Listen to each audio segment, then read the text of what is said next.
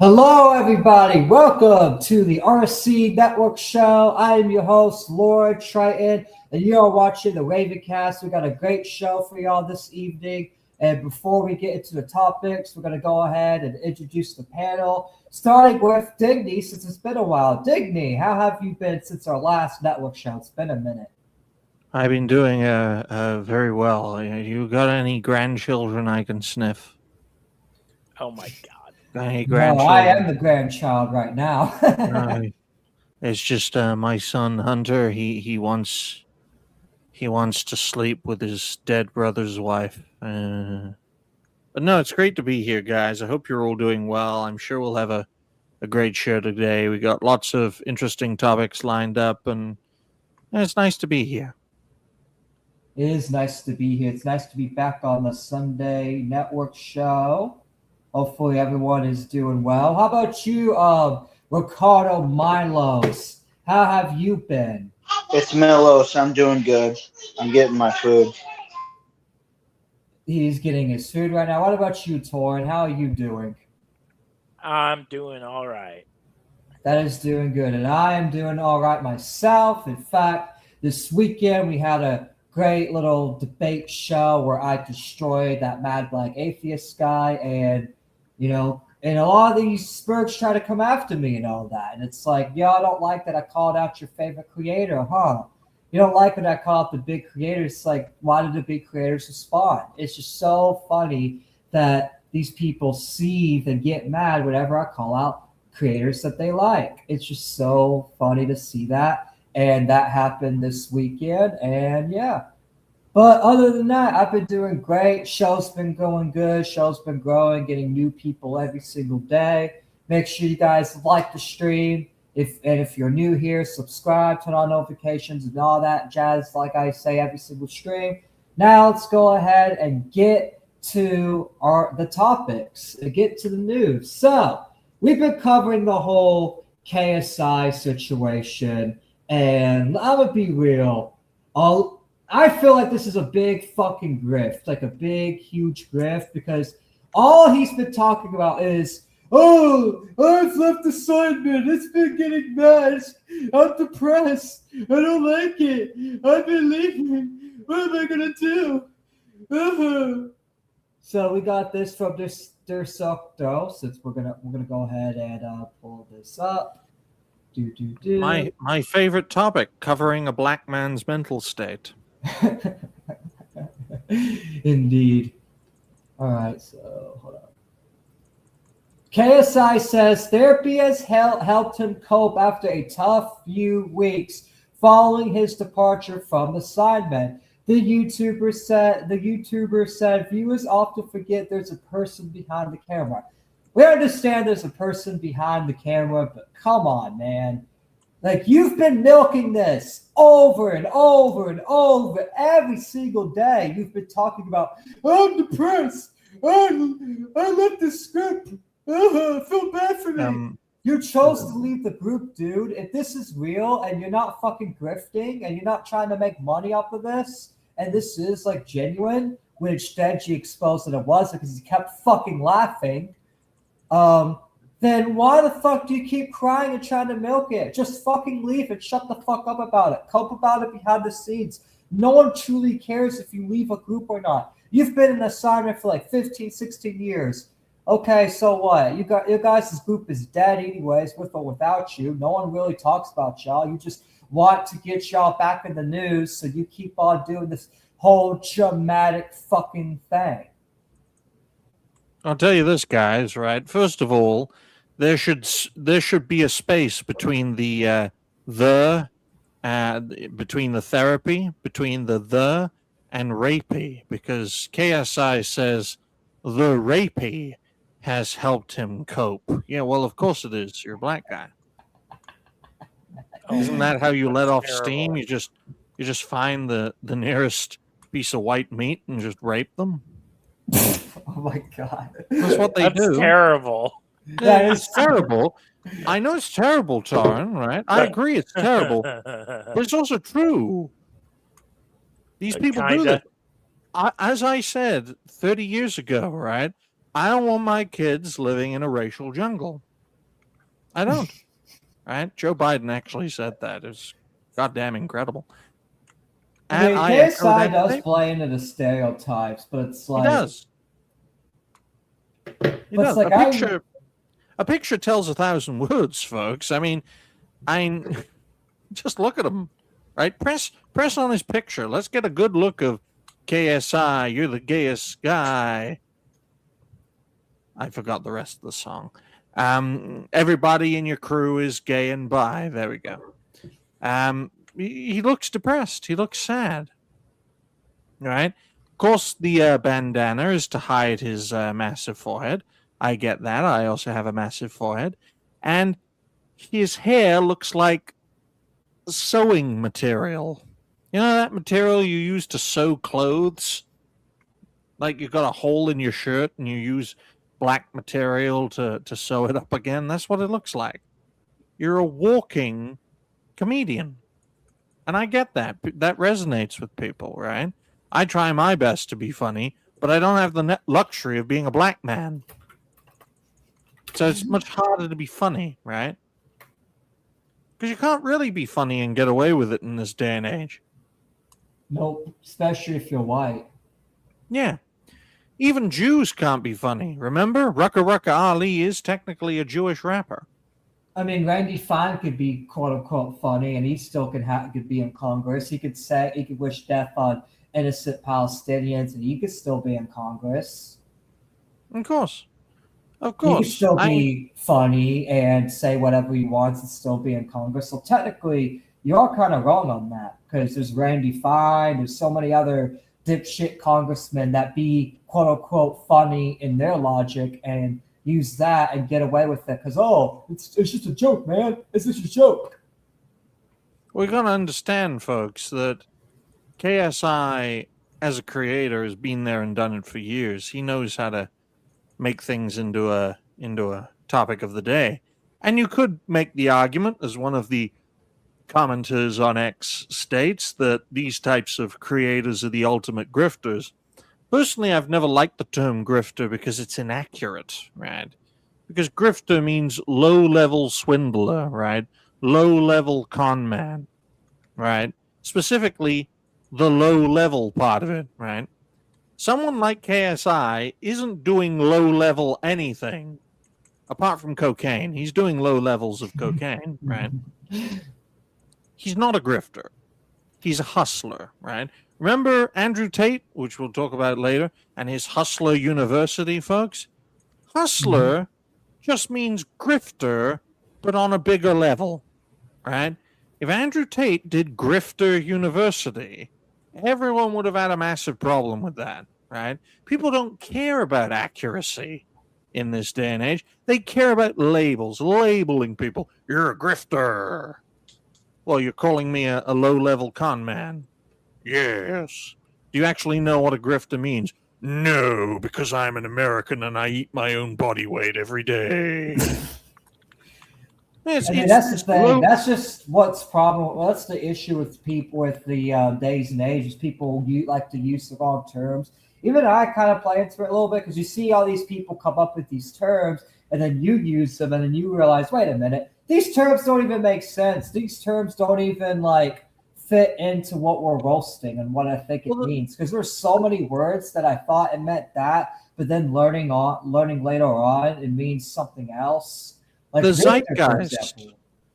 zeitgeist is so lazy that instead of calling them socialists or communists, the term leftist was created because people were not even mentally capable enough to call a socialist a socialist. We know they're left wing. We know they believe in an ist or an ism. Let's call them leftists.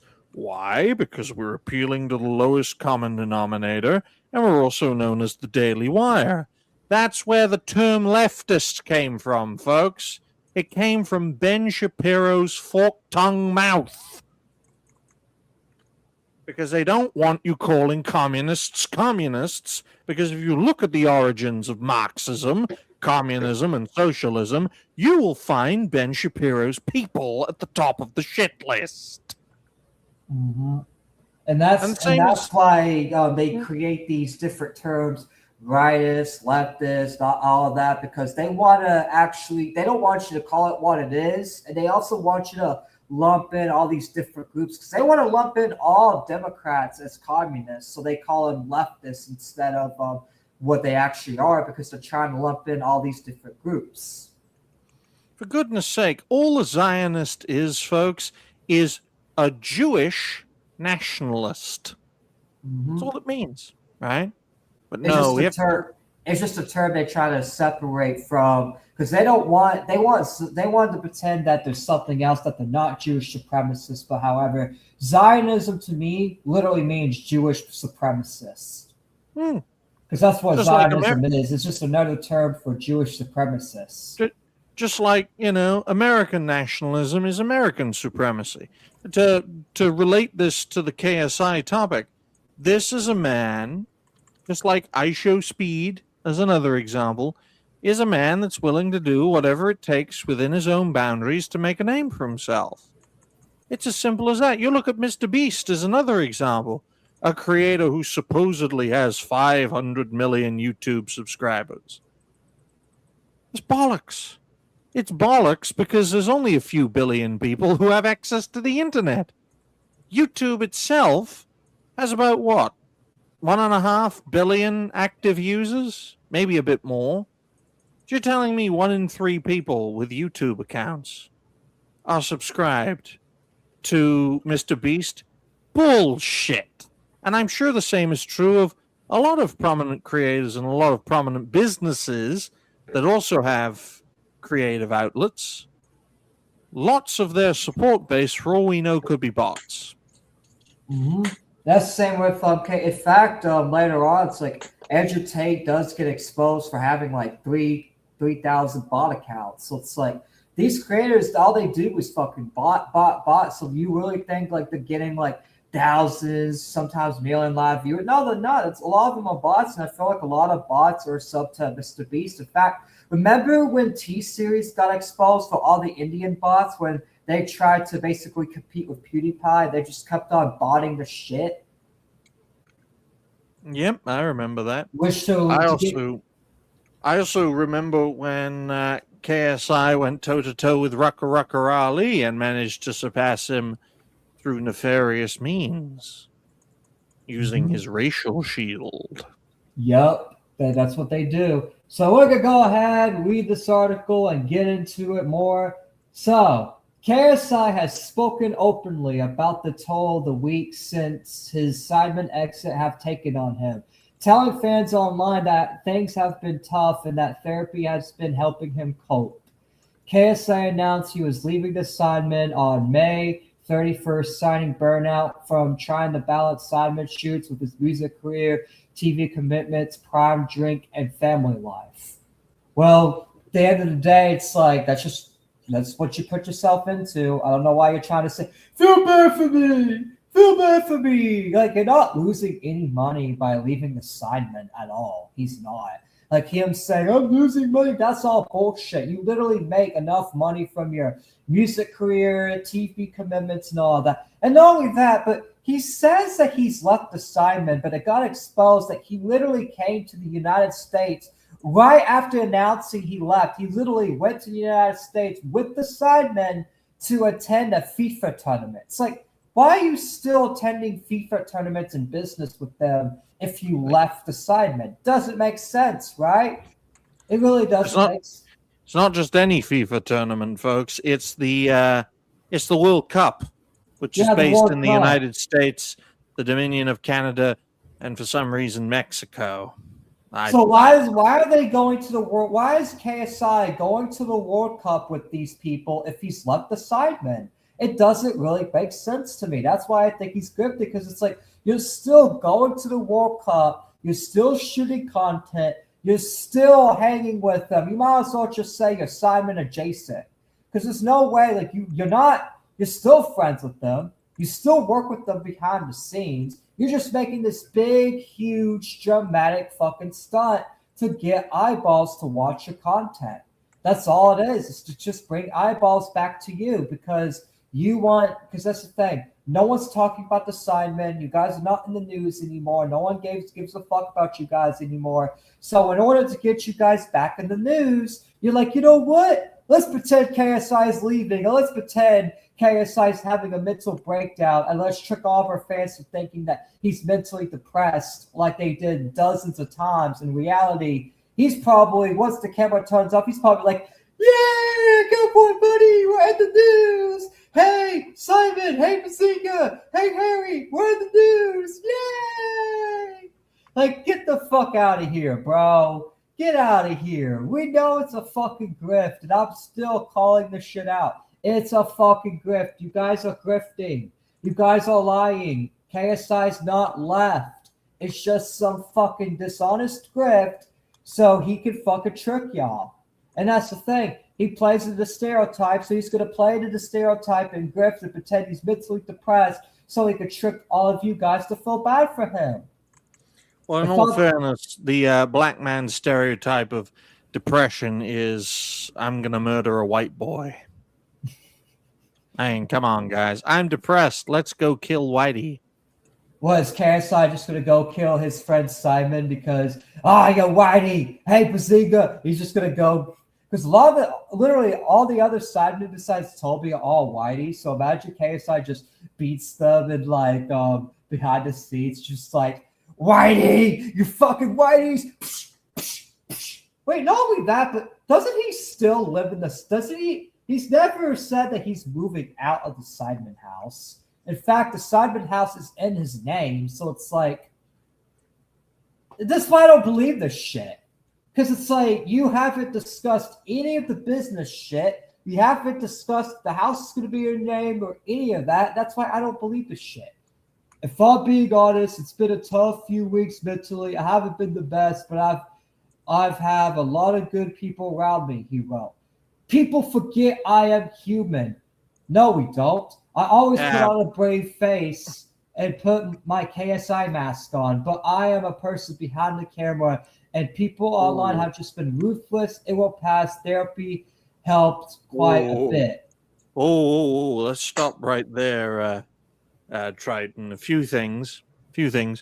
Number one, when you're saying, if I'm being honest, that means you're usually a liar. Of course, mentally, you haven't been the best. You're a famous, wealthy black man. That is literally the worst mental state imaginable. People forget I am human. Really? Really? What are you? Oh, wait, you're black. Check out Disclosure Day. It's the most boring film ever. I always put on a brave face. No, that's just you're black. You're black. I want to read it like Fritanga. Hang on. Man, if I'm being honest, man, it's been a tough few weeks. Man, mentally I haven't been the best, but I have a lot of good people around me. Man, people forget I'm human. Man, I always put on a brave face and put my KSI mask on. Man, but I'm a person behind the camera, and people online have just been, man. Does he seriously do that? No. Well, Fritanga does that to make fun of other people. It's like an oppression. Usually whenever he usually does that. So yeah, he usually does it to like black. You don't want to hear my example. My example would be very racist. Your example will get us taken down. So I would like to put. I would also like to put out there, folks. Right.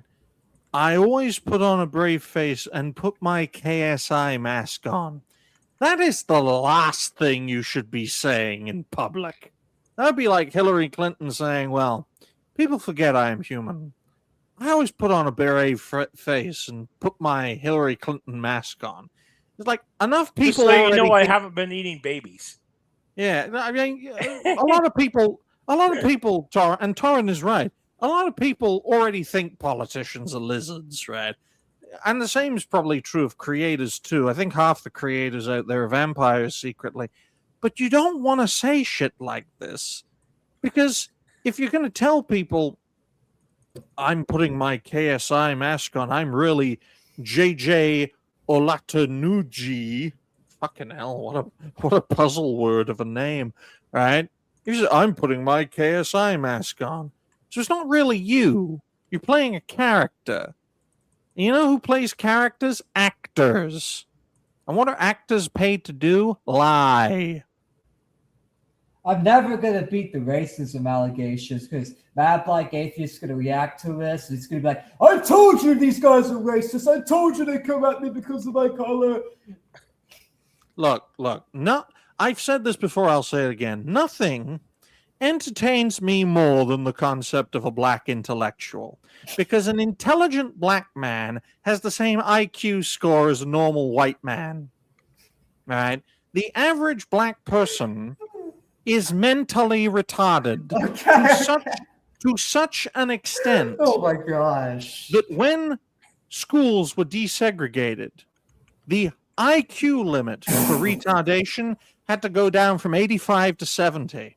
You do realize that the United States Armed Forces considers people with an IQ of under 83, 82 or 83, one of those, to be functionally useless to them.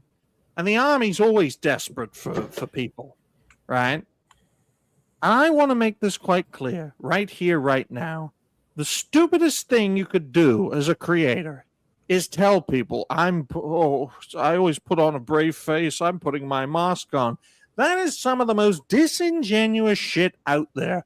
I have to be Digny because I can't be myself on YouTube, right? Say hello to Biden Digny, right? And Biden's just as much of a racist as Digny is, so you shouldn't have a problem with that. I don't want my kids living in a racial jungle. Remember that? If you voted for Joe Biden, then you voted for a man during his political career who said he didn't want his kids, including the crack addict and possible vice presidential candidate, living in a racial jungle. So if you have a problem with that, black atheist intellectual, I don't know which is funnier, you being black, you being an atheist, or you being an intellectual. Then come at me, Digny, host and founder of the network and you know what the network is, folks? It's a giant white N on a big black background. Well, you do have a border hopper. Right. And I just want to make this clear. The reason why it's like that is because whites are on the front of the bus and blacks are on the back. What about the border hopper? The what? The border hopper, Jace. Mexicans are Europeans. This is a thing a lot of Americans don't seem to understand. Okay, just a bit. Jace works for free for you, so that's why you have him. Let me tell you, he's the only one. Unlike a lot of the whites, he's the only one that's willing to give you free labor. Just admit it. Let me tell you this, guys, right here, right now, right? To all you Americans out there, Mexicans and Latin Americans all come from Spain and Portugal, right? Most actual Americans come from Britain, France, Germany, a few other countries in Europe. Aren't they mixed with indigenous people, though? Yeah, because the Spanish and the Portuguese love raping. Who didn't back then? But the point is, right? Yes, instead of genociding their native population, Darren, they mated with them, right? But they're still more European than a fucking African. Sub-Saharan African, right?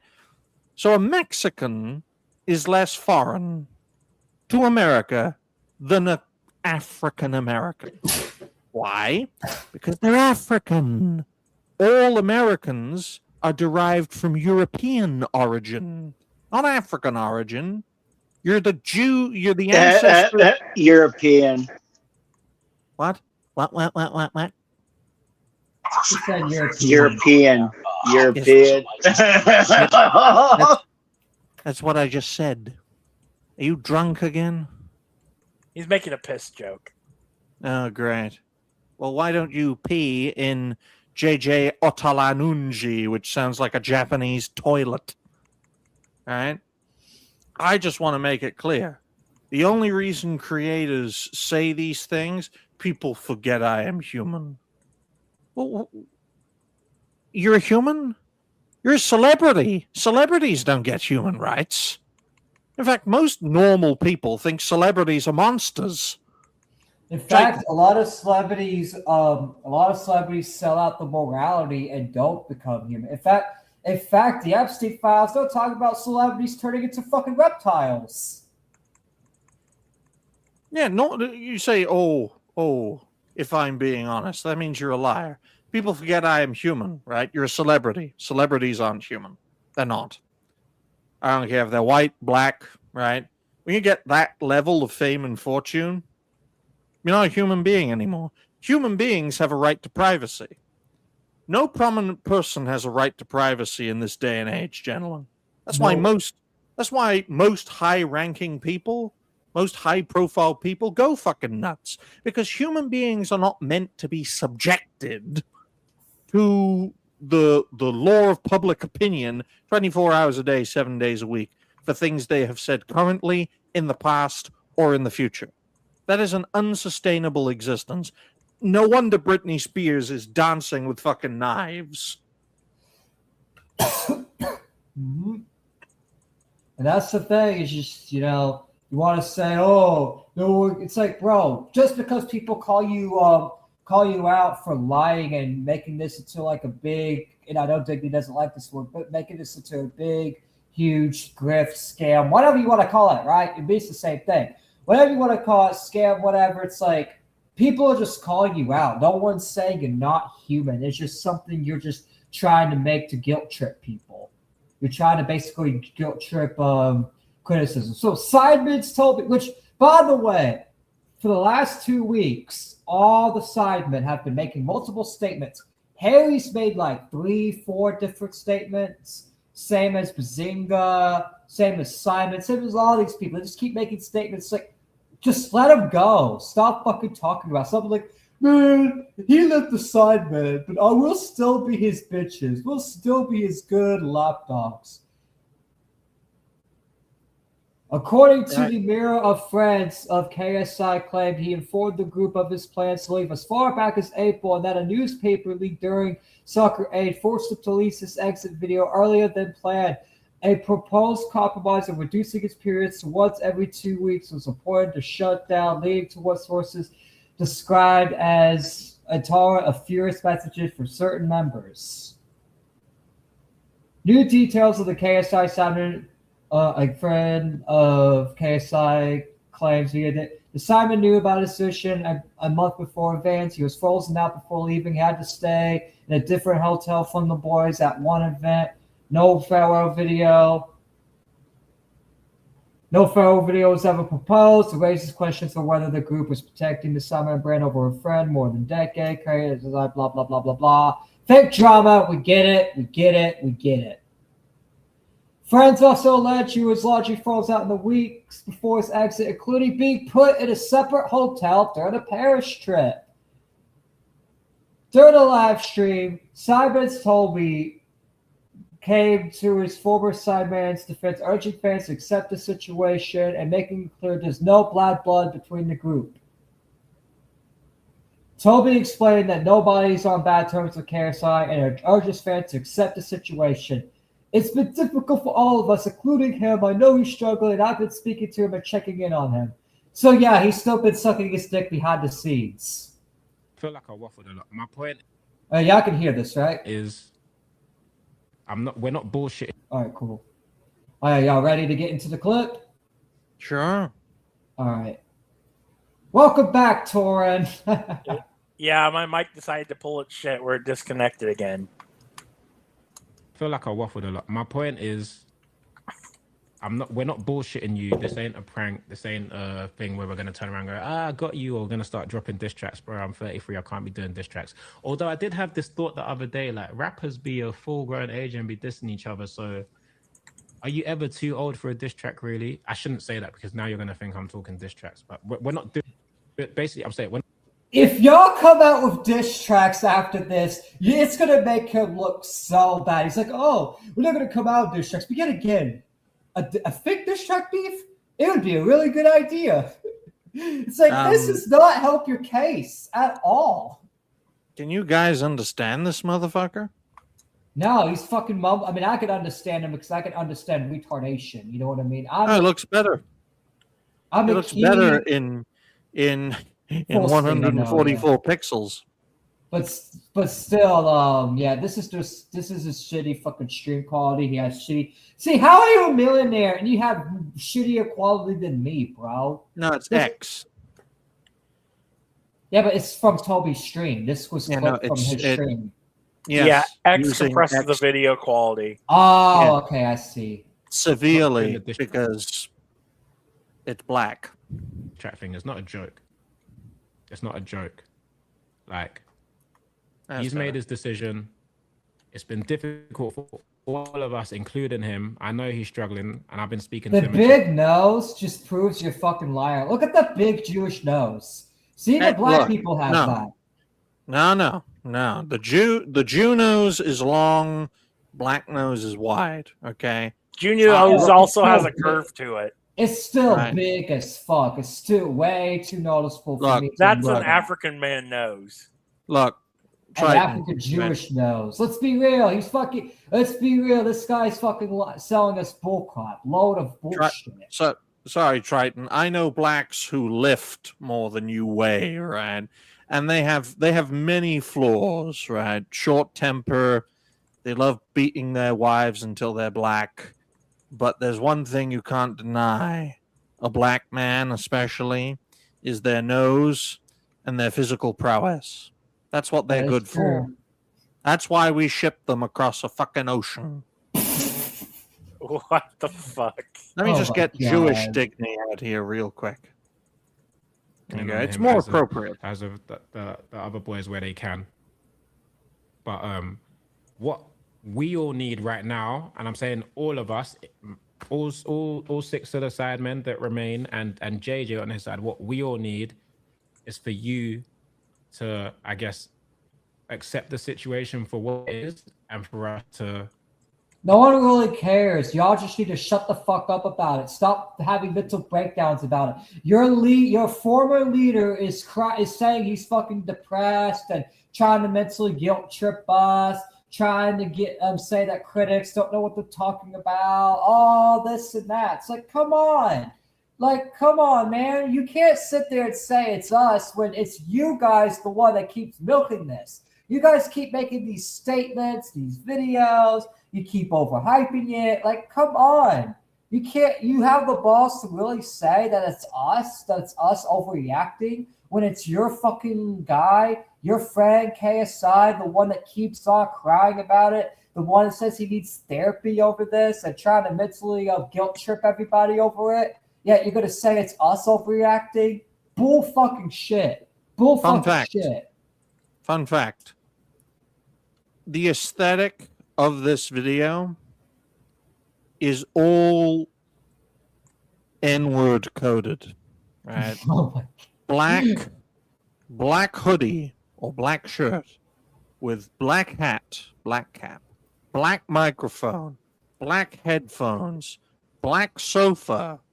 What is the lighting? Kool-Aid purple, right? KFC white. And sports ball blue. Okay, ladies and gentlemen, this is N-word coated and coded, right? Take it from a Jew.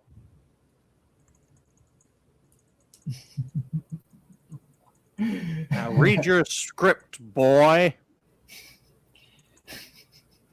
Read your script, boy. Because right now it feels like the world's been on pause. And it's been, I'm not gonna lie to you, it's been a massive mental load on myself, on all the boys, on JJ. Like it's been. Why? Because you can't live without him. You can't live without him basically running the group. You can't live without him being the leader. See, let's be real. The sidemen, nobody would know you if it wasn't for KSI. It's just a fact. Nobody would know these motherfuckers if it wasn't for KSI. They're all KSI's dick riders. In fact, people are so confused because the Sidemen's literally his fucking group. It's like me saying, hey guys, I'm leaving the Raven cast. I'm done with the Raven cast. I can't take it anymore. I'm heading to show off. It's like, no one's going to watch because they watch for me, just like the Sidemen. No one's going to watch for them anymore. They only watch for KSI. Now that KSI is not going to be there, the Sidemen's going to fucking die. Nobody's going to, die metaphorically, not literally. They're going to die off. Nobody's going to give a fuck about them. And in 10 years, nobody would know who the fuck the Sidemen is. Toby, nobody's going to know you in 10 years. Harry, nobody's going to know you in 10 years. Bazinga, Deji, all of you motherfuckers, nobody's going to know you within 10, 20 years. Randolph? It sounds so trivial in the grand scheme of things. Like, life is happening. But it's taken its toll on all of us. So what we... Torin, I need the man bit. Man, life's just taking a toll on us. Man, I can't handle without my jizz master. Man, I won't get to suck KSI's dick every week. Man! We'd really love is to just draw a line underneath it. Man, we need to draw a line underneath it, man. And you lot to understand that we're not on bad terms and it's not... Man, we're not on bad terms. KSI fans remain. Stay here, man. Is this a Sunday show or Friday show? Because it's getting pretty gay in here with all these voices. Man, it's not that gay. It's actually funny. Not only that, but we're literally mimicking them. That's what they fucking sound like. You can't blame us. Blame him. Blame him for being gay. If he wasn't acting like such a little bitch boy right now, we wouldn't be able to make these voices mocking him. So you gotta blame him for that. If it's turning to a Friday show, Toby's making it turn to a Friday show. Well, there is a reason we don't have any blacks on the network. I mean, I could get a few if you want. No. And that led to this. No, JJ made a decision that he felt was right for him at this moment in his life and where he wants to go. And we get it. And we're going to carry on. We're going to carry on. No, you're not. No one's going to know you within 10 fucking years, you fucking dumb fucking lying sack of shit. These people like to fucking lie. They like to keep... See, they did the same thing. KSI was like, oh, I'm removing myself from the mask. They did the same bullshit in 2017. And they think they're going to fool us. You cannot fucking fool us. You just cannot. So I'm going to have the gameplay up while we get final perspectives on the Sidemen thing.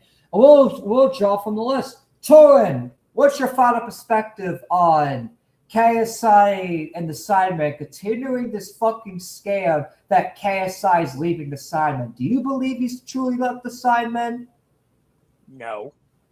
You think it's just a fucking scam? Probably.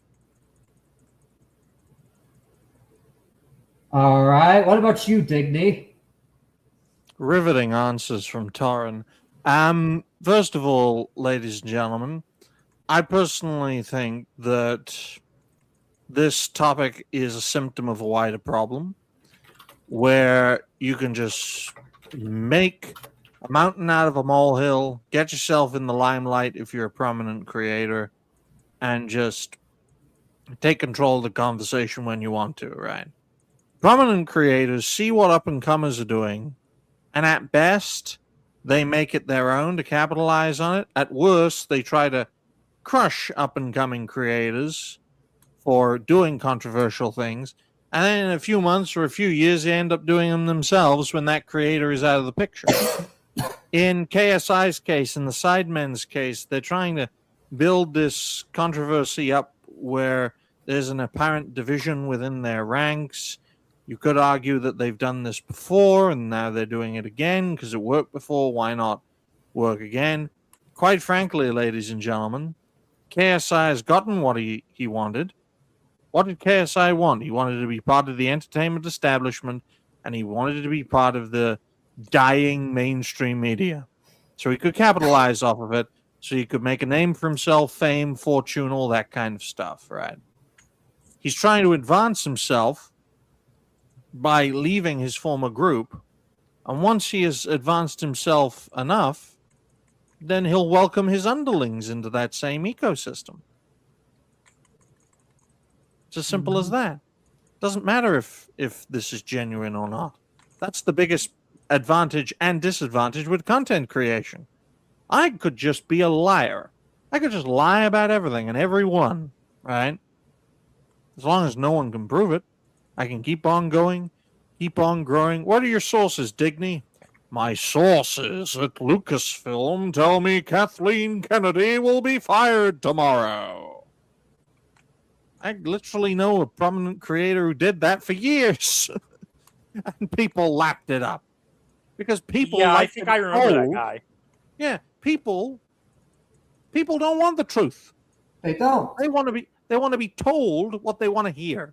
It's as simple as that. Exactly. Right? Why do you think people like to make up hit pieces on me? Because they don't like that I tell the truth. They don't want to hear it, so they try to make up these hit pieces and lies and slander, try to say that, I defend doxers and all that when I never done such a thing, and I never have defend doxing and pedophile and all that. They like to just throw around all these different labels that are not true because they don't like that I tell the truth about them. And that's what it is they hate the truth, and that's why the people be hit pieces. I believe it was that one verminous scum from Captain Planet that said people don't want facts, they just want someone to blame.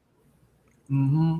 And that's the thing. They like to blame me because I like to just tell the truth and reality. So they blame me.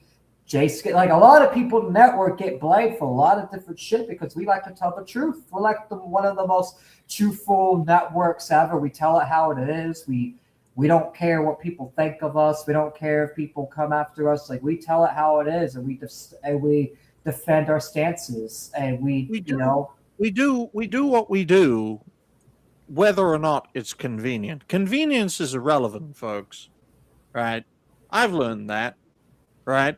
If it's a problem when I do it, then it's a problem when Triton does it. Right?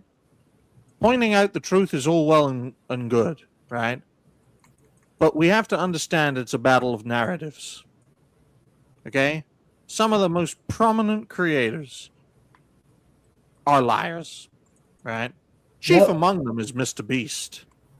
He's like the biggest fucking lying scammer, but yet people in my real life say, like, oh, he's the best. It's like, you really think he just donates millions and millions of dollars to all these things? Like he said, no, it's all fucking act. You really? Oh, I imagine he does, but he's getting something out of it. If it is real, like that's the thing. If it is truly real, then what Torrance said it is also true too. Because guess what? Even if it is real, he's doing it to get something out of it and to get more for himself. Namely, a tax write-off. Mm-hmm. Do you really think Mr. Beast is going to do it off camera? Do you really think Mr. Beast off camera is going to random homeless people on the street and donating millions and making them millionaires overnight? No, he's not. Look, for all we know, as soon as the camera turns off, Mr. Beast is eating a child or a lizard. Okay? Right. Or he's becoming a lizard himself, because let's be real. The Epstein files exposed that people actually do turn into lizards, and it's not just a conspiracy theory. It's documented in FBI investigations that was happening. These people, folks, quite simply, Mr. Beast managed to get away with running social experiments as a game show. The reason it was panned was that the mainstream entertainment media don't want social experiments as game shows to go mainstream. They don't. They don't want Squid Game to be a real thing because it makes their entire medium look bad. Right? Because Squid Game is a satire on the entertainment medium. It's not meant to be taken seriously. You look at KSI, this is a guy who started off as a FIFA streamer, to my knowledge anyway. He may have done stuff before that. And he made a name for himself by being entertaining and informative in an era when people were craving new media. Well, they're not craving it anymore because the new media is just like the old media. The only difference is that there are more alternatives in the newer media than the older media. And those new alternatives that do pop up, they're not allowed to foster and grow anymore. They're crushed or sent into exile or just wiped out lest they rise again. Right? I'll give you a great example of that. Charlie Kirk. They shot him in the fucking neck lest he rise again. Only one man managed to do that. His name was Jesus. But on that note, folks, best of luck to KSI. You're going to need it. Best of luck with your soccer and your rap. And hopefully you get a nice white wife who you will beat until she is black. Like most of your people do. Well, that's why black men beat white women, to make them into black women. It's a known fact. Anyways, Jim, what about you? What is your final perspective? Okay, I've been waiting for this. Let me channel my inner black guy. Okay. All right, but I'll keep it sterile. Okay. Just keep it TOS friendly, please. Shit, man. I'll be going to the club, man. These motherfuckers can't get out my dick so much that they can go to the fucking ass shit, man. Man, dude, those motherfuckers be all over my jammy. Man, that media needs to get out of my fucking face.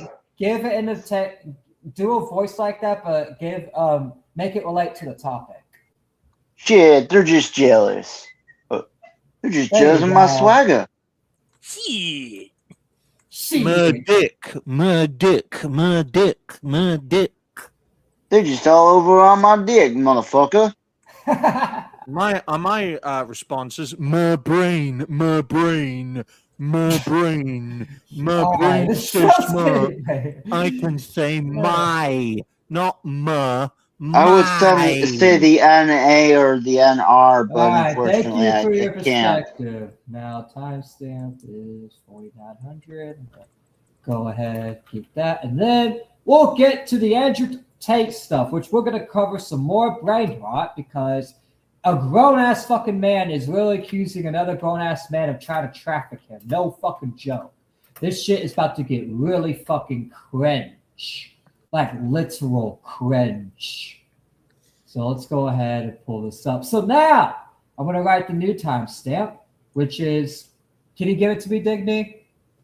I already wrote it down. It was 49 minutes and 9 seconds.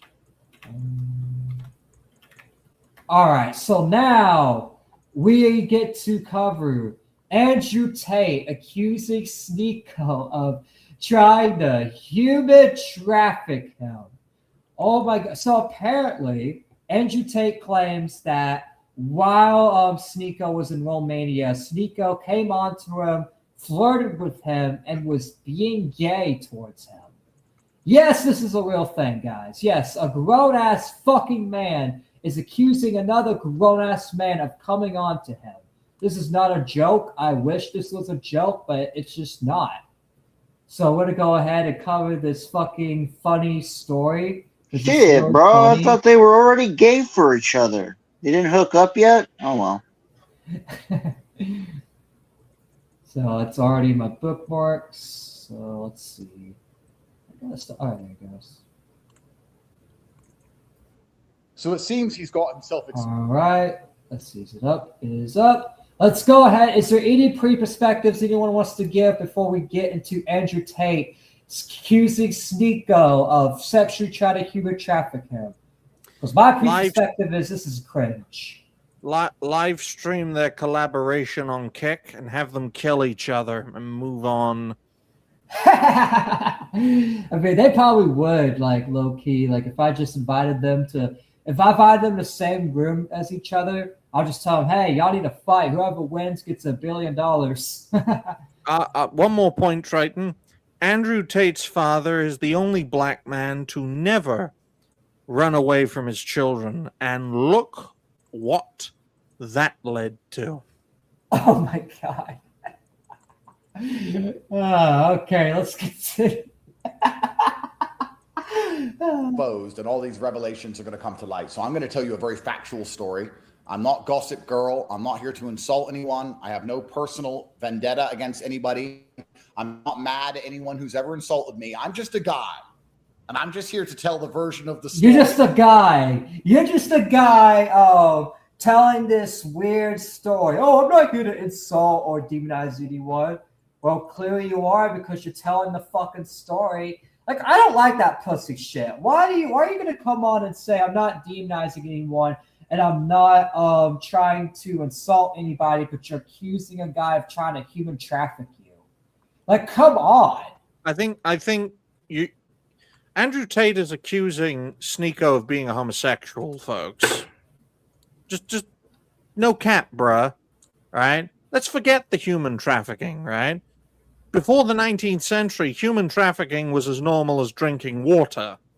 Although back then the water was poisonous. It was as normal as drinking alcohol, right? No, I know what he's really accusing him of, but the way he puts out this video, he's literally trying to insinuate that Sneako tried to human traffic him as the way like he goes about it. It's like, bro. And the reason people bring it up too, because he has like because he has a bunch of human trafficking allegations, and I'm not gonna, because I don't really know too much about it, and I'm not gonna get deep in that. So I don't know if it's true or not for the record, and I'm not gonna get into that rabbit hole because they are suing people that are getting in that rabbit hole. So I'm not gonna get into that rabbit hole. But however, I am going to say it is really ironic that you are accusing someone of that you got accused of human trafficking, and then you're accusing of some guy trying to come on to you and you rejected him, and he's still trying to come on and sexually harass you. It's still a weird double standard to do. And I'm going to be real. I don't really believe this story at all. I really don't, because this all just sounds weird. Myron and Fresh, the people that he said were witness to it, came out and confirmed it. In fact, Myron still talks to Sneako. You would think if Sneako was flirting with Myron's connections and Myron's friends, that Myron would cut him off, and that this would have been known. And in fact, too, Andrew Tate literally invited him into like a party earlier this year and was cool with him earlier this year and made up with him multiple times after the trip in Romania. So it's like, I really do not believe this story, because why would you continue to hang out with a guy that was flirting with you and coming on to you? Like, it doesn't make sense.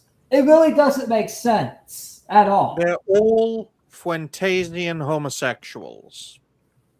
All of them. As I lived it. I'm just here to tell the truth. That's it. I'm just going to tell you some facts. A few years ago, there was a streamer, I think everybody knows who I'm talking about, who was obsessed with me. If I got a girl... Why don't you name names? See, I don't like when they don't name names. Like, name names. We all know you're talking about Sneako. Name the fucking name like a real man. No, it's Triple P. Triple P. But imagine Sneako misunderstood, which we know, but like, imagine Sneako misunderstood and he was talking about PPP. He tried to do the same I thing. can't find my PPP. Single thing I did, he copied verbatim. He tried to be me, literally be me. He was obsessed with me. And I thought he just wanted to be famous, and that turned out to be a homosexual obsession.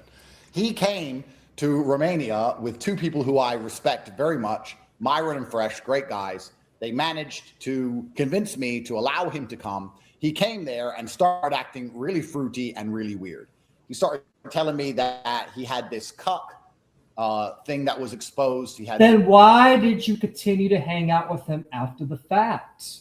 You hung out with him after the fact. Why did you hang out with him after the fact? Why were you at the club with him earlier this year? Why were you in the same house with him this year? Why were you on multiple streams with him in 2025? Why were you collaborating with him for several years?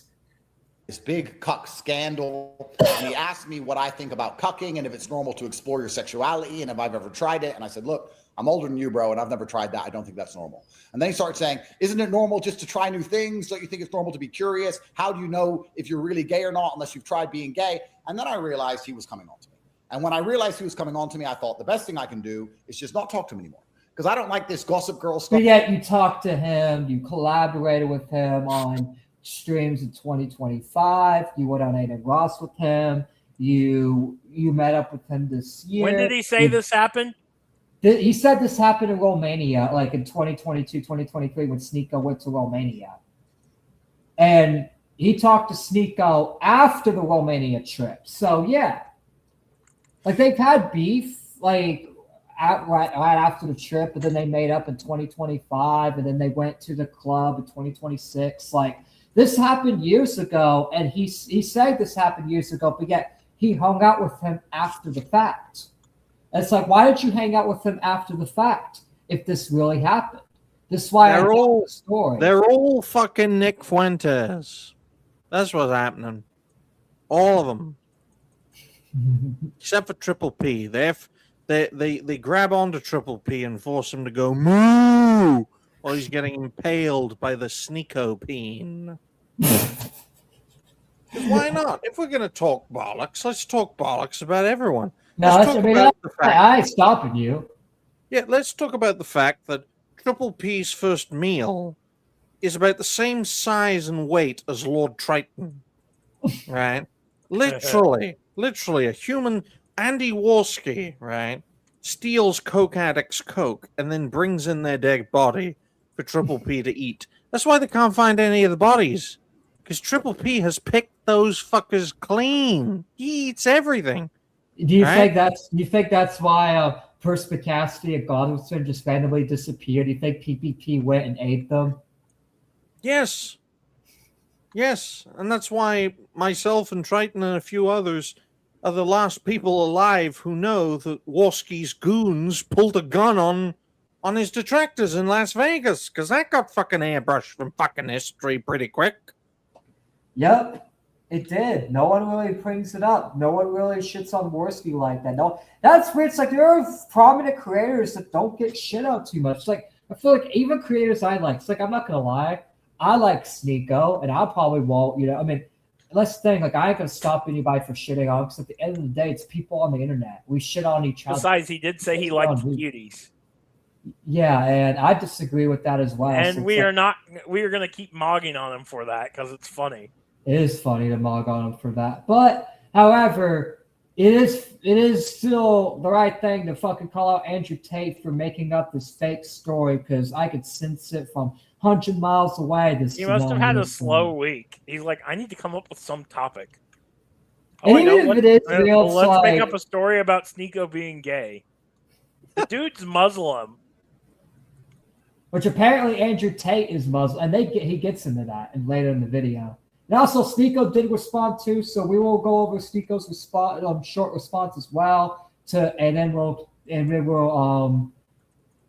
confirm or deny if they're guilty or not. All right, let's continue. I don't want to be a drama merchant like he is. And that's the thing. I'm gonna be real. There is a 9% chance that this story could be real. So I'm not. So that's the thing. I'm not fully saying it's not real. It's just the way Andrew Tate is presenting it. It's just a weird fucking way. And I question. And if this story is real, then that means Andrew Tate must have gave him a chance. Because why did you hang out with him after the fact? If some dude came on to me, I'm gonna not hang out with that guy after. Why would I?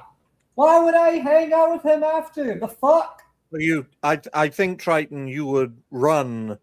Because let's face it, if the average if the average, say, 6'2", 250-pound, Tateite, Sneakoite man, closeted homosexual came onto you, your best chance is fucking running away, because you're not winning that encounter. No, you're not. Let's face it. You are not winning that encounter at all. And like, it's dangerous, man. That's why you gotta run, right? Gotta run. One interesting thing about Andrew Tate during this clip is on his left arm, his left forearm.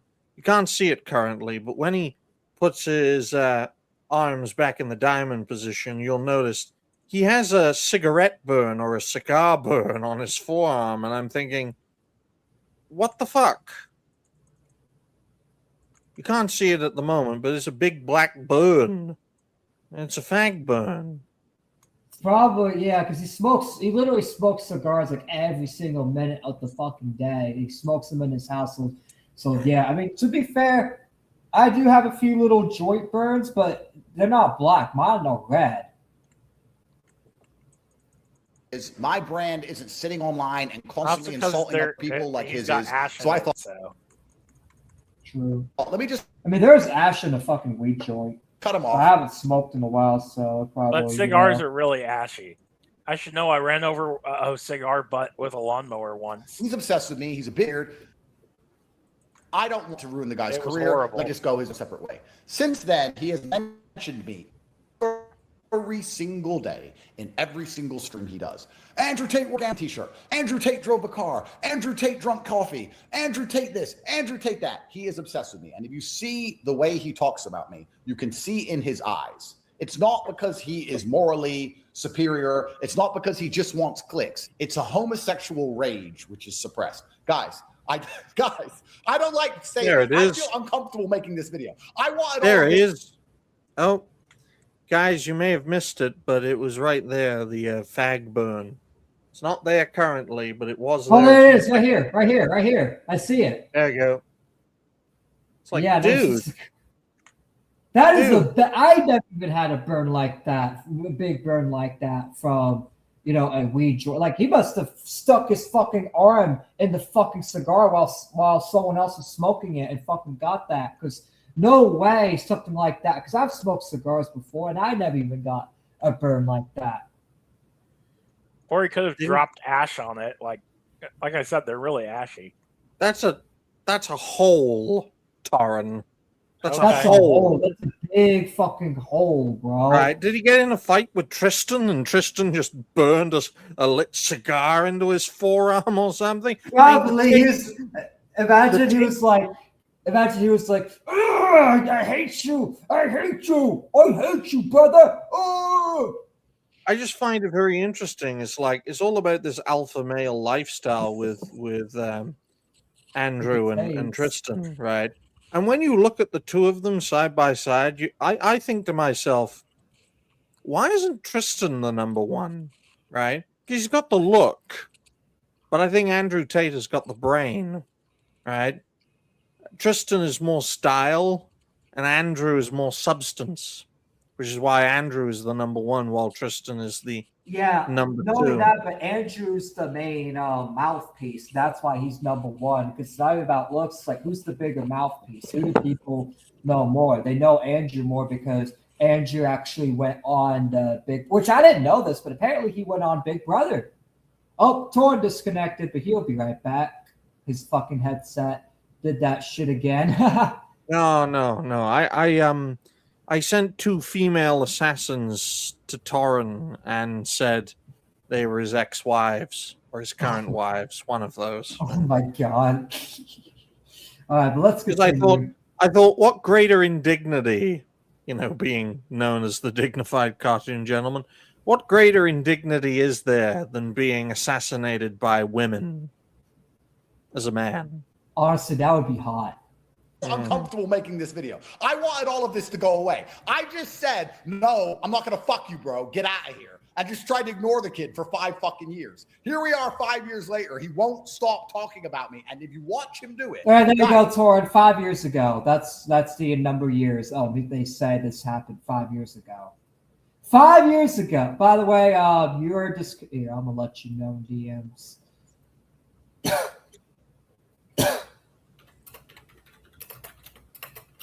It's disconnected. And if you can't get it back working, you can just... Oh, there it goes. There you go. You're back. That was horrifying. After it disconnected, it reconnected, and I just heard stat going in my ears. It was terrifying. No, that was the female assassins I've sent to kill you. Oh, my God. Well, as long as they break my neck with their thighs, I don't care. Yeah, Tate answered your question. He said it happened 5 years ago. Yeah. Watch him do it and look in his eyes while he does it. It is a suppressed homosexual rage. He is enraged. Now he's Muslim LARPing. He's Islam LARPing. Constantly LARPing about Islam while being gay in private and taking drugs in private. As opposed to me, who keeps my faith private and my internet. He keeps his faith on the internet, and in his private life is completely haram. So we can discuss which one of us is the real not Muslim. really. Y'all both do the same thing, right? It's just difference is he takes drugs, according to you, he takes drugs and does all that shit in private. You do it publicly. In fact, you do take drugs private. So it's like, come on, like you're literally no better. Muslims aren't supposed to smoke.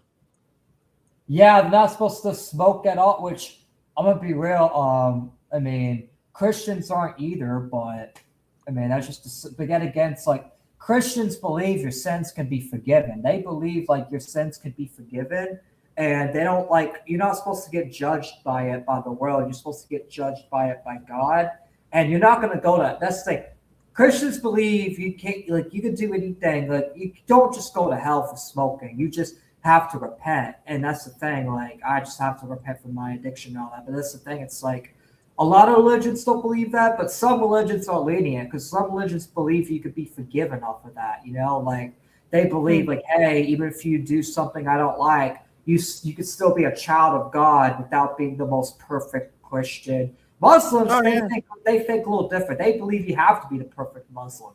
They believe you have to follow every single thing. And they believe like smoking and all that gets you sent to hell. Whereas Christians don't really believe that. Like they believe it's wrong, but they don't believe doing wrong things gets you automatically sent to hell. That's the difference.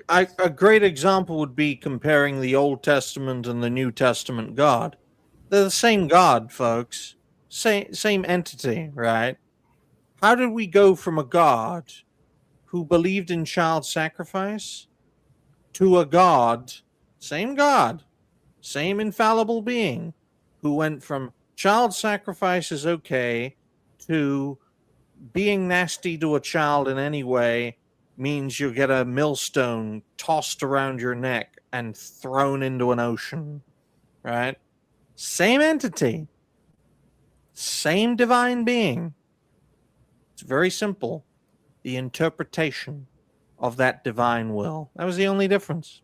The only difference between hurting a child and sacrificing a child is right to hurting and sacrificing a child is wrong. Interpretation. I mean, that's the thing. I don't defend child sacrifice at all, but to explain it, that's because you're not Jewish. But to explain like the thing, it's like from what the Old Testament, from what I've been reading, it's like it's basically like you determine. It depends on the motive, but yet against like Christianity, we don't believe in child sacrifice. That's something that designed like the Jews they believe in. You know, there was a time in the Old Testament, folks, where mixing fabrics was a death sentence. Mixing fabrics. Oh, you have cotton and polyester together? Time to die. It's like, what the fuck? What the fuck is this? That's why Christianity has changed a lot in thousands of years, right? We want to have that conversation. But I live in an Islamic country. I live in Dubai. He lives in New York. You know, he walks around during Pride Month in New York. Guys, I really didn't want to do this video, but it's all coming to light. I woke up this morning with a few text messages from people who know. By the way, he made this video a few months ago. He just recently, like, re-uploaded the same video again, and it's like nothing's came out. Nothing's came out since this video's dropped. Literally nothing. Nothing's came out. And if stuff ends up coming out, we'll review the allegations, we'll review all that, and give our takes on it. But as far as I know, nothing's came out of this. Nothing. Literally nothing. Very well saying, is it true that this person does these things? And I'm like, oh, so this is about to blow up all over the internet. I said a long time ago to Sneako once on one of my emergency meetings, I said, don't come at me, bro, because I could have ruined your career and I didn't. I am the nicest man. If he had this kind of information on anyone else, he'd post the screenshots. He'd sit there like a little girl. He'd do a full breakdown. He'd talk about it for years. I'm the because that's who he is. I've known he's gay forever, and I didn't care. Came on to me. It was weird. It's going to come out what he's really been up to. You're going to see he's not a pinnacle of Islam. He's not a pinnacle of morality. He's very far from it, and that's why I had to stop talking to the guy. So I'm making this now just to make it clear. I rejected him. I said no. That's why he won't stop talking about me. That's why you can see in his eyes he is so angry. That's why I am the content his entire life. That's why, because I said no to the kid. I hope he, works it out. I wish him well. No matter how much he insults me, how much he wants to be me, he'll never be me. He's never respected like I am. He'll never achieve the heights of fame that I achieve. He'll never surpass me in any realm, no matter what. So I really, truthfully wish him the best. I didn't want to make this video. I'm only making it because it's all coming to light now. And I want everybody to see that, once again, Tate was right. If you see Tate do something, it's because he's right.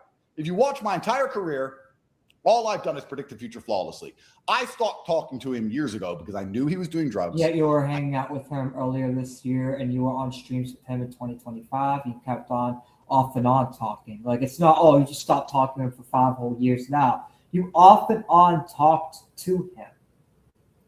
Knew he was gay. I knew he was going to BDSM clubs and doing all this kind of weird shit. I didn't want to be hanging around with some little fruity nigger who was getting tied up by dudes and bumped. I thought that's weird. I ain't hanging around with this guy who's going to sex clubs in New York, getting tied up by dudes and ass fucked. I'm not doing it. So here's the truth. That's the reason. I'm not going to talk on this again. He's going to post receipts. Damn it. Post fucking receipts. Tweet about me and talk about it for the next 200. See all that. Okay, yeah, we're basically fucking done. So fun fact, folks, right? If you look at Triton's camera setup, the open doorway has a better camera view than he does. Right. I know, right? Crazy. So this is Sneako's response. Now, before we get into it, do y'all have any takes on Andrew's response or Claire's? Well, he's setting the stage for a controversy and a one-on-one. Put it on Kick, have them kill each other. Simple as that. All right, let's get Sneako's response, and then we will cover the Bricks and Minifix thing. Allegation on me. Andrew Tate said that you tried to. Look, let me address this. Like, I don't know how many times we need to keep doing this. All right, yeah, I see Top Boy, Tag Teams in Israel, the one who folded over the song and bent over backwards for PBD, is trying to say something about me and said that I human trafficked him. One, how ironic it is it that Top Boy spent the past 4 years crying about women falsely accusing him of human trafficking. You are who you surround yourself with. He became that. Is he putting a Me Too allegation on me? If I was trying to human traffic Andrew Tate, then why would he shake my hand at the party he invited me to?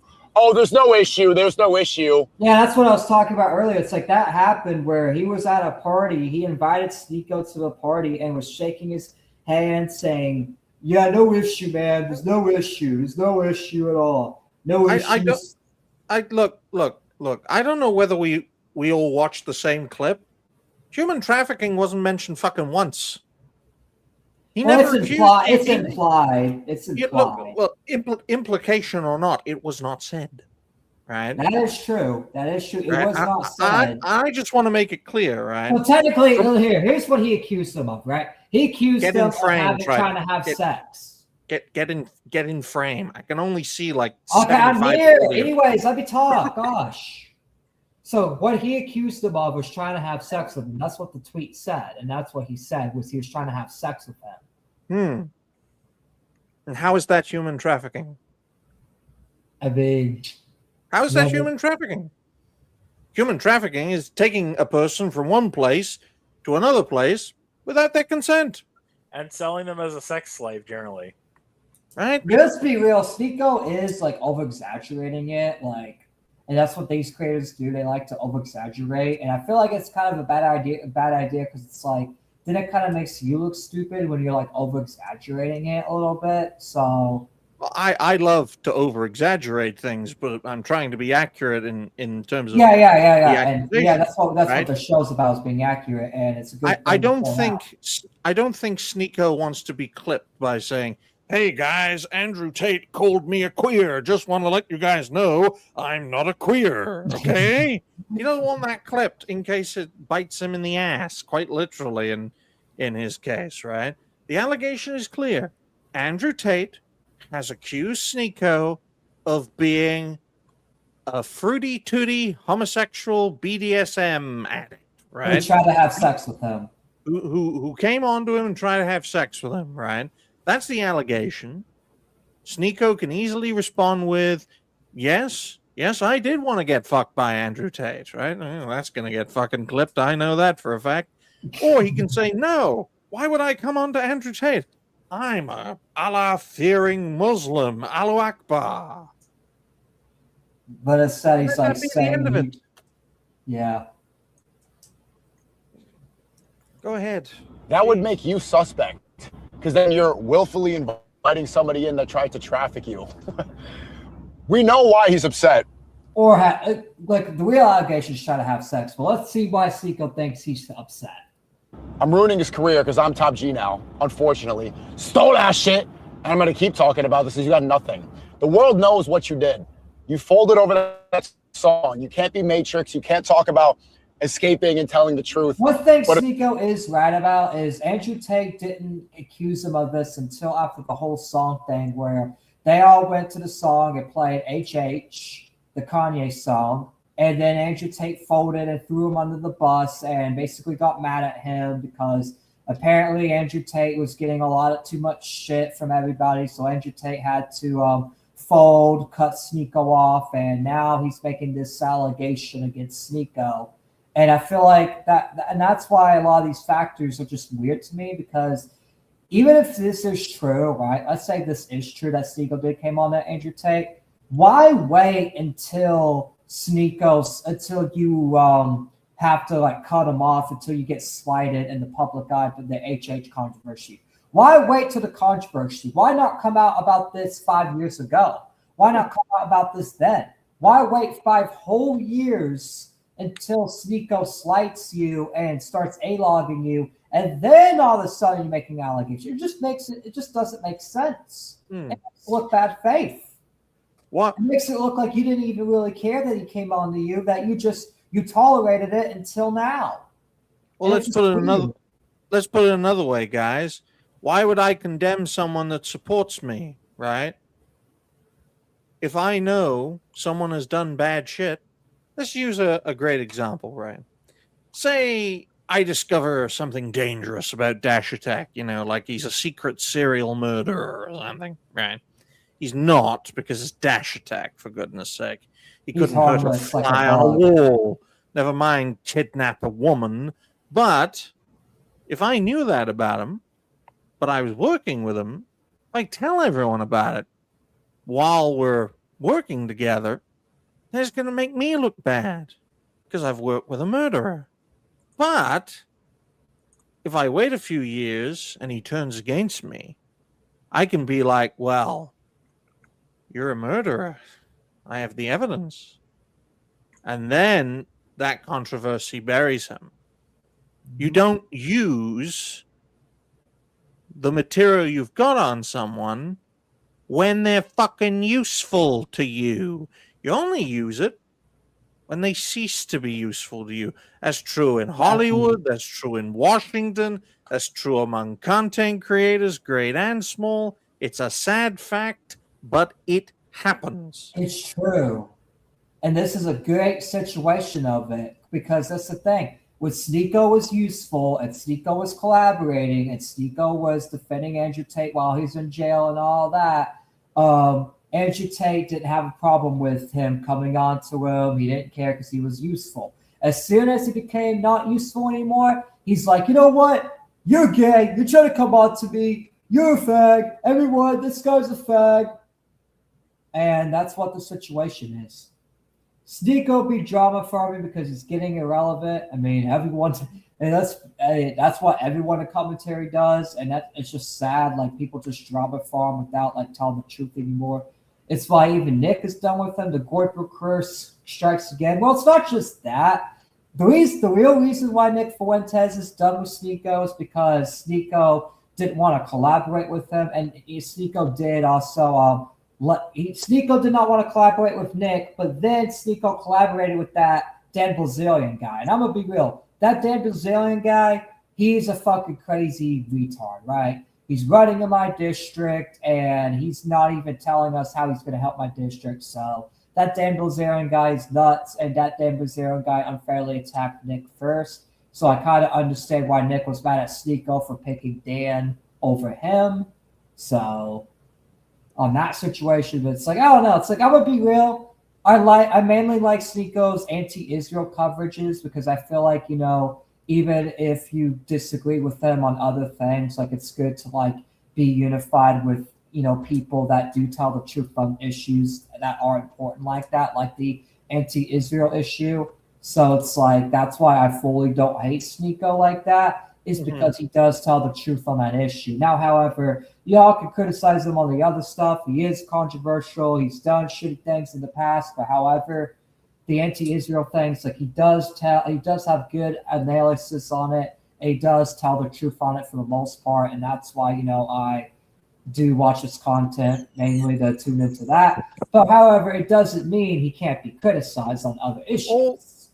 All of these prominent creators have skeletons in their closet, right? Sneako likes cuties. Tate trafficked sexy ladies to his private residence in Romania. Nick Fuentes sucked Destiny off. Dan Blazarian probably takes a heck of a lot of steroids. And he also, and Dan Blazarian also admitted to shoving up illegal drugs up his ass to get across the border. Yeah, he's Armenian. They do a lot of shit anally. When you live next to Turks, you'll understand why. Randy Fine and Triple P eat Palestinian children together. Apparently, Anita Sarkeesian's of Armenian descent. Yeah, all of them. They fucking. No, hey, look, when you live with them, you'll understand why the Turks wanted to wipe them all out, right? It's very simple. There's no such thing, in prominent creator circles at least. With up-and-comers, it's a bit of a different story. But among prominent creators, well-known creators, they've done at least one or two fucked up things to get to where they are today. And that's true of Hollywood, true of Washington, true of anywhere. How many lives has Donald Trump destroyed to become a multi-billionaire and now a two-time president? You don't get to that level without stepping on a few people, more than a few people. And the same is true throughout most industries, most professions. Yep. The song is where you draw the line. You're done. Wallah, you're finished. Your reputation is out of here. If I actually tried to human traffic Top Boy, tech teams in Israel, Mossad girlfriend, show some receipts. Show them. Where's the information? Where? Does it exist? I could probably sue, but I'm not like that. I'm not like you and your owners that run Hustlers University. If Top Boy doesn't put those allegations out that I'm trying to human traffic him, then his tech teams in Israel are going to pull the plug on all that university hustler scam thing. That's why. You're done. They own you. They got you by the balls. Cope for the rest of your life.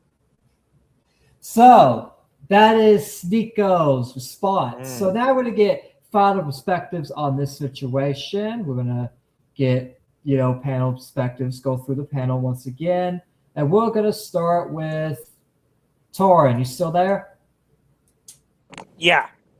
All right. What's your final thoughts on Andrew Tate accusing Sneako of trying to have sex with him? Do you think it's true? Think it's false? Do you not care? What's your opinion?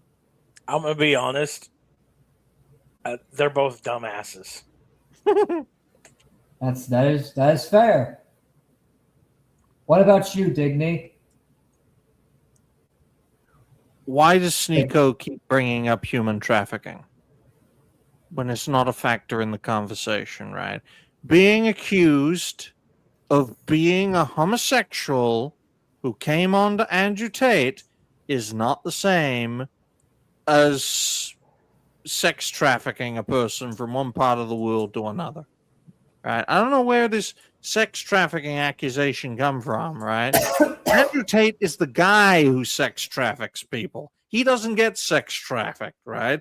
The slaver does not get fucking enslaved, okay? So where's this allegation of, he's accusing me of sex trafficking him, right? The fact that Sneako is being so disingenuous on that point leads me to not believe a single word he's fucking saying. I know Andrew Tate and Tristan Tate have done a lot of fucked up shit. They have done a lot of fucked up shit. Shit that crosses so many red lines it makes even me step back. But I will tell you for a fact, Andrew Tate has laid the groundwork in his perspective. Sneako has ceased to be useful to him, so now he's throwing him under the bus.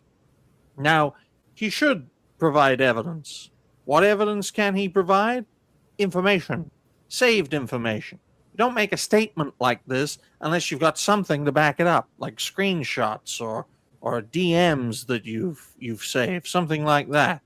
Like a typed confession of adoration of some kind, of sexual adoration at that.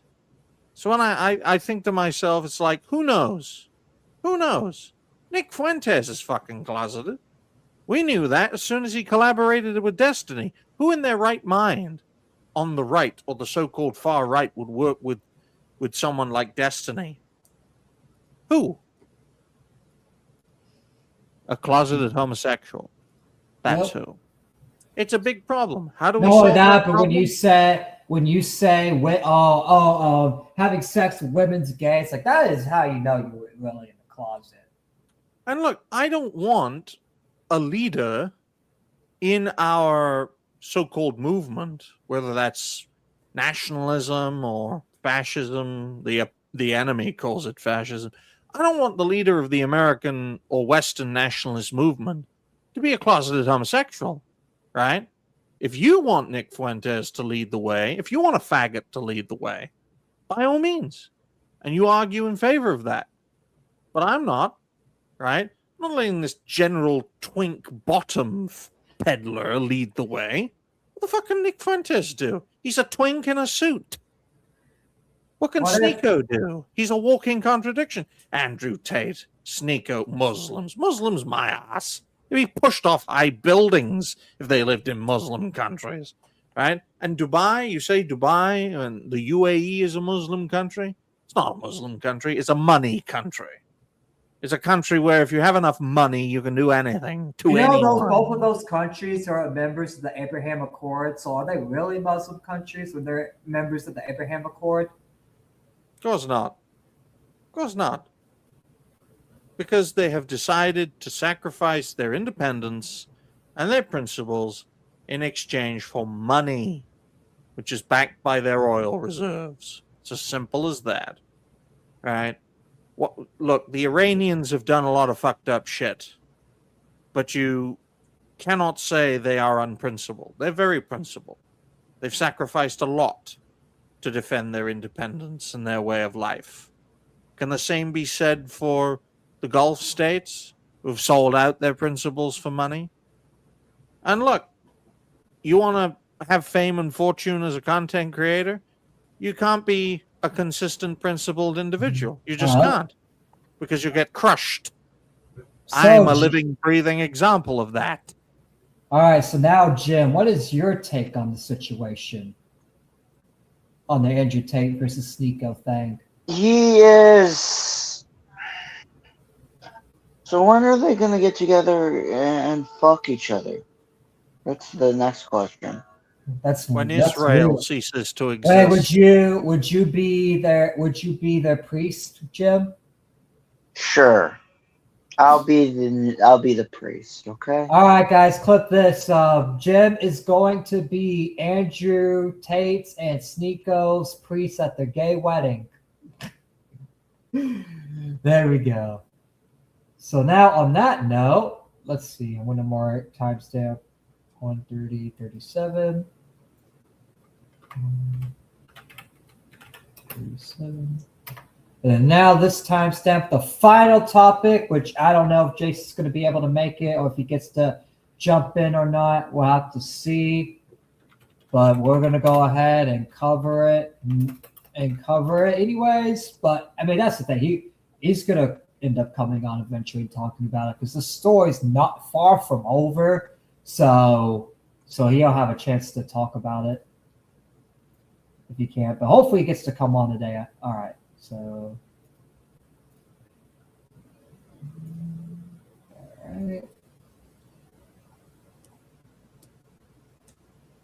Let's go ahead. So now we're going to talk about the bricks and minifigs situation. Oh,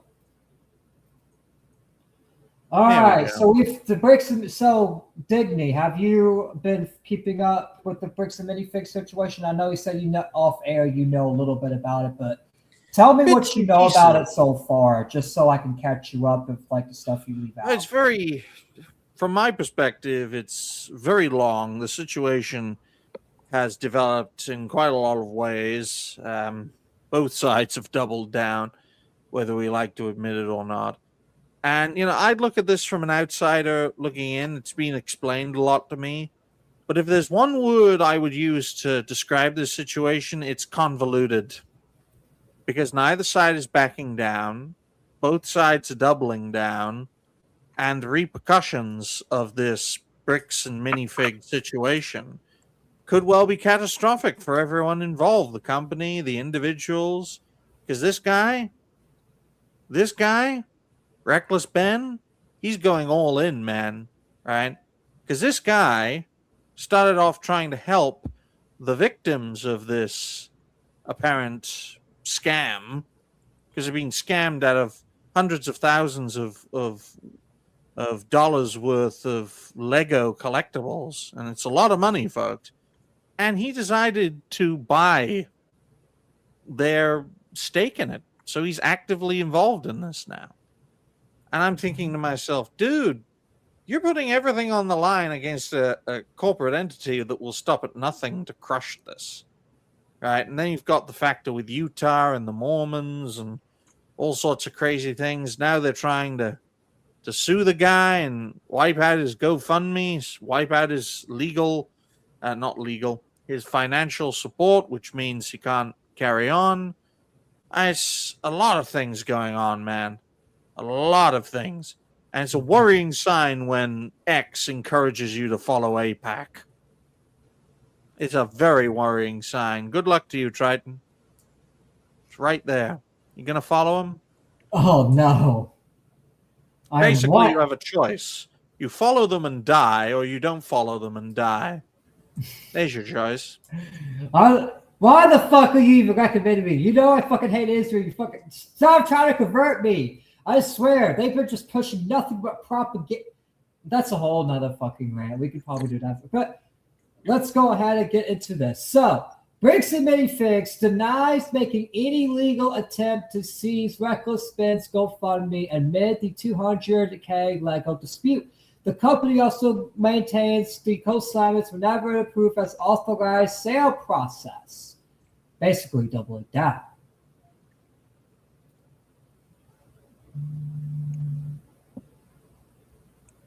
Reckless Ben has previously claimed the fundraiser could be at risk because of ongoing lawsuit between him and Bricks and Minifigs. Yes, and the community note also points out that a condition of the lawsuit is that Reckless Ben abandons his GoFundMe. Yeah, that's literally a condition of the lawsuit. Yet they're gonna lie. How are you gonna openly lie under oath like this? Like, what the fuck? Because they're Mormons. Mormons have learned a lot about institutional power in America from the Jews. That's why they're so militant about this. Because if this does get into court, I don't think this kid's going to win. Because we have to understand, legality has nothing to do with this, folks. Right? It's all about who has more power and who has more influence to change decisions in their favor. And who has more power to influence the judicial system to get what it wants? A content creator or a corporation backed by a highly zealous religious group? They're not the most zealous religious group. That goes to the Jews. But the Mormons have learned a lot from them. And they are a bit weird. You guys ever gone to Utah? Anyone? Nope. But I do have a friend that lives in Utah, actually. Your friend's still alive? Good luck to him. Yeah, he is still alive. How? But go ahead. Which I actually may talk to him about the whole Bricks and Minifig situation and ask him his opinion on it. So, but anyways, let's go ahead and review the article. Bricks and Minifigs denies attempt to seize Reckless Ben's GoFundMe amid $200K legal dispute, even though it's a part of the disputes. Bricks and Minifigs has denied making any legal attempt to seize the GoFundMe connected to Reckless Ben's violent investigation into the dispute Mansell family Lego collection. The ongoing controversy began with Brian Mansell and his 80-year-old father who claimed they co-signed a very valuable Star Wars Lego collection to a Bricks and Minifigs store in Salem, Kaiser, Oregon, under an agreement that allowed the store to sell the sets for a 35% commission. The dispute later imploded after YouTuber Reckless Ben investigating claims that the collection, widely reported to be around $200,000, had not been returned to the store change Bricks and Minifigs since they sued Ben. Mansell and others connected to the controversy, alleging a coordinated campaign against the company.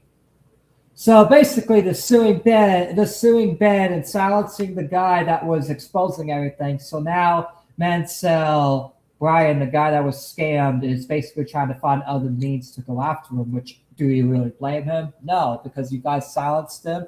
In fact, you guys put him in a lawsuit and are suing him as well for just being a fucking victim. Like, what the fuck is wrong with y'all?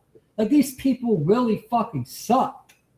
In a statement provided to Doug Soko, Bricks and Minifigs said it has worked diligently to resolve the Mansell collection issue. Oh yeah, by suing them? That's how you're solving it? By suing them? By suing them to the ground? Suing Reckless Ben? How is that solving it? Well, the crazy thing is, from my perspective, is that this company could have solved their problem so simply by just giving the money to the original collectors and be like, sorry guys, we fucked up because we bought this company, we didn't keep an eye on all the assets involved. Look, it's valued at $200K. Here's $200K, maybe 250 or 300K, so you can buy them again and have the collections, and it would have been done, right? But the reason why this has escalated on both sides, by the way, folks, is that the people involved wanted to get out of this, but instead of working with the company, they worked with this guy, Reckless Ben, who's a prominent creator, who's grown a lot in recent months and years. And instead of negotiating a settlement with the company, they decided to negotiate a settlement with the content creator, in which their rights to the products, they sold that to him, and he paid quite handsomely. So now he has directly involved himself into the situation, doubling down the process. And so the company is like, well, the conditions we face are completely different now. We're going to have to double down and batter this guy down and work with the authorities to batter this guy down. Because this company has worked with the police in Utah to arrest this guy and his crew on more than one occasion, right? Some egregious fucked up shit. But I will make it very clear right here, right now, that it was Reckless Ben, true to his name, who got involved with something. It wasn't really his concern. He saw this could be a big topic, a prominent topic, a prominent creator making topic, and decided to jump right in, right? Take this situation from the original people involved who actually lost their assets, their Lego collectors' assets, bought out the rights to them, and try to take on this company and bring them down and make a name for myself. Truth, justice, and the American way. What better way to become a prominent creator than being the guy who took down a mega corporation, right? So if you think this guy is an angel, you guys are clearly, if you think that, and you're more than entitled to think that, I'm going to think you're naive to the industry that is content creation. I mean, nobody's an angel, but however, You may disagree. I still think Ben is genuine with the situation. Maybe at first he was like, oh, this is a clout thing. But then realizing like how bad it's gotten, he's probably wanted to win because he probably didn't want to be silenced. He didn't want to be silenced. He wanted to get an A over on the police department because he saw how corruptive they are. Because let's be real, they were making a big deal, making a lot of false allegations against them. So he probably, declared war genuinely because he was genuinely angry at probably not the Legos getting seized, but angry that they were trying to arrest him and lock him away. I feel like that was more. I think that was what he was angry at. More angry at was him getting locked away over this, and them lying it and all that. Mm-hmm. Well, they're going to try and crush him. That's the thing folks need to understand. They're going to try this company, and I think the state of Utah, they're going to try and crush this guy. And it's evident from the institutional, for lack of a better term, oppression that this guy and his crew has faced in the state of Utah. Okay? And if this goes higher up legally, there's no guarantee he's going to win. No guarantee. Because the system is so rotten to the core that shit can go down and you can expect the unexpected. Right here, right now. Expect the unexpected. Always.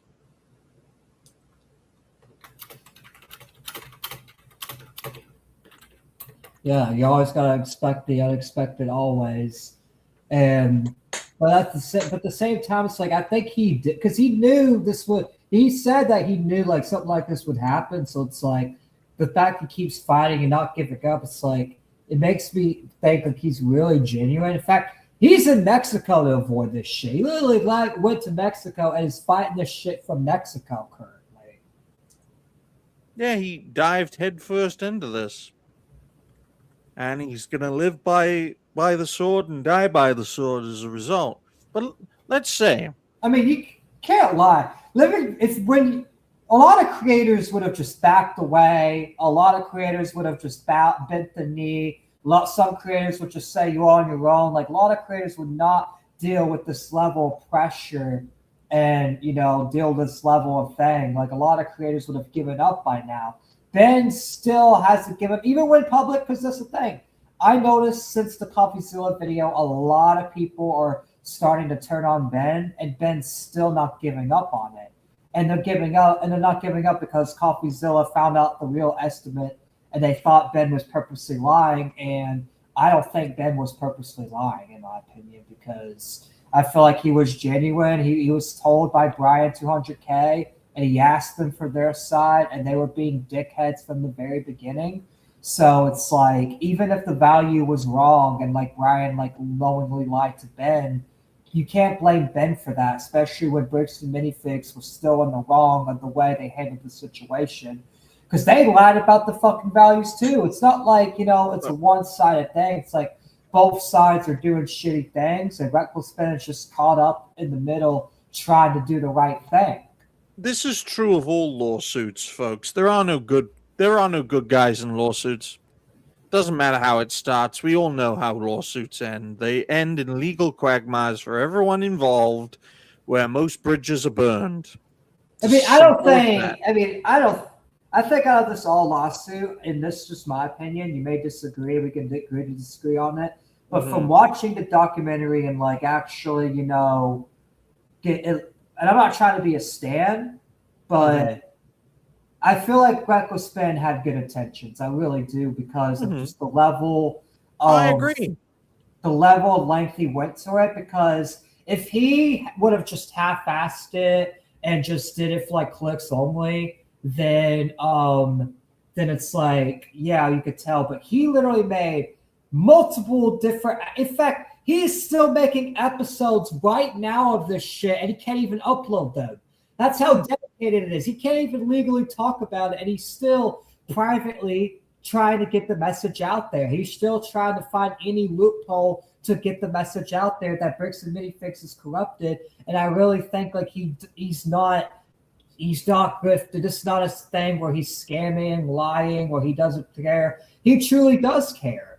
And that's why I think he has a lot of good intentions. And I feel like people that say that he's just another one of these creators that are grifting and scamming are just full of shit, because I see good intentions in this guy. I see a good, genuine guy, a creator that is trying to help a guy that he thought was scammed out of $200,000.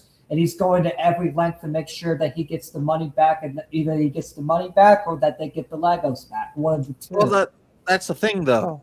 By transferring the rights from Brian and his 80-year-old father to Reckless Ben, if this goes against the company, who's going to get the payout? Who's going to get the Legos? It's not going to be Brian and his old father. It's going to be the Reckless Ben, because he transferred the rights. Reckless Ben has skin in the game because he gave a large settlement to Brian and his elderly father, so because they didn't want to be involved in it. They don't, because it's a great big fucking headache, right? Turns out, if you don't want to make a name for yourself off of a situation like this is a bit of a fucking headache, especially when it goes down the lawsuit territory, folks, right? And I will tell you this as a fact, not from my own lived experience, but from my analysis of other personalities and their various lawsuits over the years, that no one wins in a lawsuit. It'll get dragged out for years, the legal costs will go through the roof, and the side with the most money usually comes out on top, if there is such a thing when it comes to a civil lawsuit, right? Sorry to say this, guys, but no content creator, none, is as powerful as a corporation, right? If TKO went toe-to-toe with Mr. Beast, it would be Mr. Beast that would be without his Mr. or his Beast. Because corporate entities are designed to backer individuals. Because what are corporations model after? Governments, with their own command and control structures and their various departments and things of that nature. And governments specialize in oppressing people. Corporations also specialize in oppressing people within their own market environment. That's why I'm going to make it clear right here, right now. I wish Reckless Ben the best of luck in his endeavors, but he's in it now. He put himself in this place. And he can't get out. And I think he realizes that. That's why he hasn't talked about giving up or anything. He's made a few hints at it, but it's like he realizes he can't get out of it. It would ruin his career if he just gave up now, because then people... Is there still a link to his GoFundMe, Triton? Is there something there? I saw a post from Reckless Ben the other day leaking it, so let me see if it works. Because let's make it clear, folks, right? If this fundraiser has, they say $300,000 to $400,000 in donations, let's just say $400,000, right? That's enough to keep his legal team happy for a good few years. Let's be generous about it. But lawsuits can drag out for years. Yes, it is. It is up. Do you want me to share the screen of the GoFundMe? Sure, by all means. It'd be nice to get an up-to-date stat. An up-to-date stat, yes. So let's go ahead, stop that screen, get the other screen, and let's get the up-to-date stat. Of course the mega corporation doesn't want this content creator getting access to those funds, because it would drag out the process for the company. And look, it's nearly $500,000. And it's literally almost to the goal. Yeah. In fact, there's people donating like today too. Because people believe in the cause, because there is an injustice and the people want to fight for justice, and I get that. I also get, though, why the company is like, you can't use this money in your legal case because the money you're using is aiding and abetting a cancel culture campaign against our company. That's the argument the company's legal team is making, is that this is a witch hunt. Yes, we fucked up. Yes, we lost the merchandise. We offered a settlement to the family, to Brian and his old father. They rejected it. They instead took a larger payment from this content creator, this opportunist, and that's why we find ourselves in this situation. So that's what they think, but it's like it's just simply not true. That's just their way of coping. Because they don't want to admit to accountability. They don't want to just admit that they made a mistake. So they don't want to just fully admit, hey, you know what? We made the mistake. We're sorry, Ben. We're sorry that our owners called the cops. We're sorry we did all that to you. We'll make this right. They don't want to admit to that. They don't want to admit that they took this far of a backlash, because that's the thing. They went too far when they countered back by calling the cops on Ben and doing all that. If they were to admit they were wrong on that specifically, then it would make it a much, much worse reputation. And they want to stay that reputation that they didn't try to life ruinate Ben, so they're trying to get him to silence. Yeah, they're treating Ben like a rogue element. Because from a corporate perspective, he is a fucking rogue element. He involved himself in something he had no business being in. Let's face it, guys. He actively involved himself, not as someone trying to help Brian and his old father, combat an injustice. Reckless Ben, true to his name, actively involved himself by buying the rights to the lost goods from Brian so that he could take the fight to bricks and minifigs, raise all this money to lead the legal fight against the megacorp so that they can get the Legos back.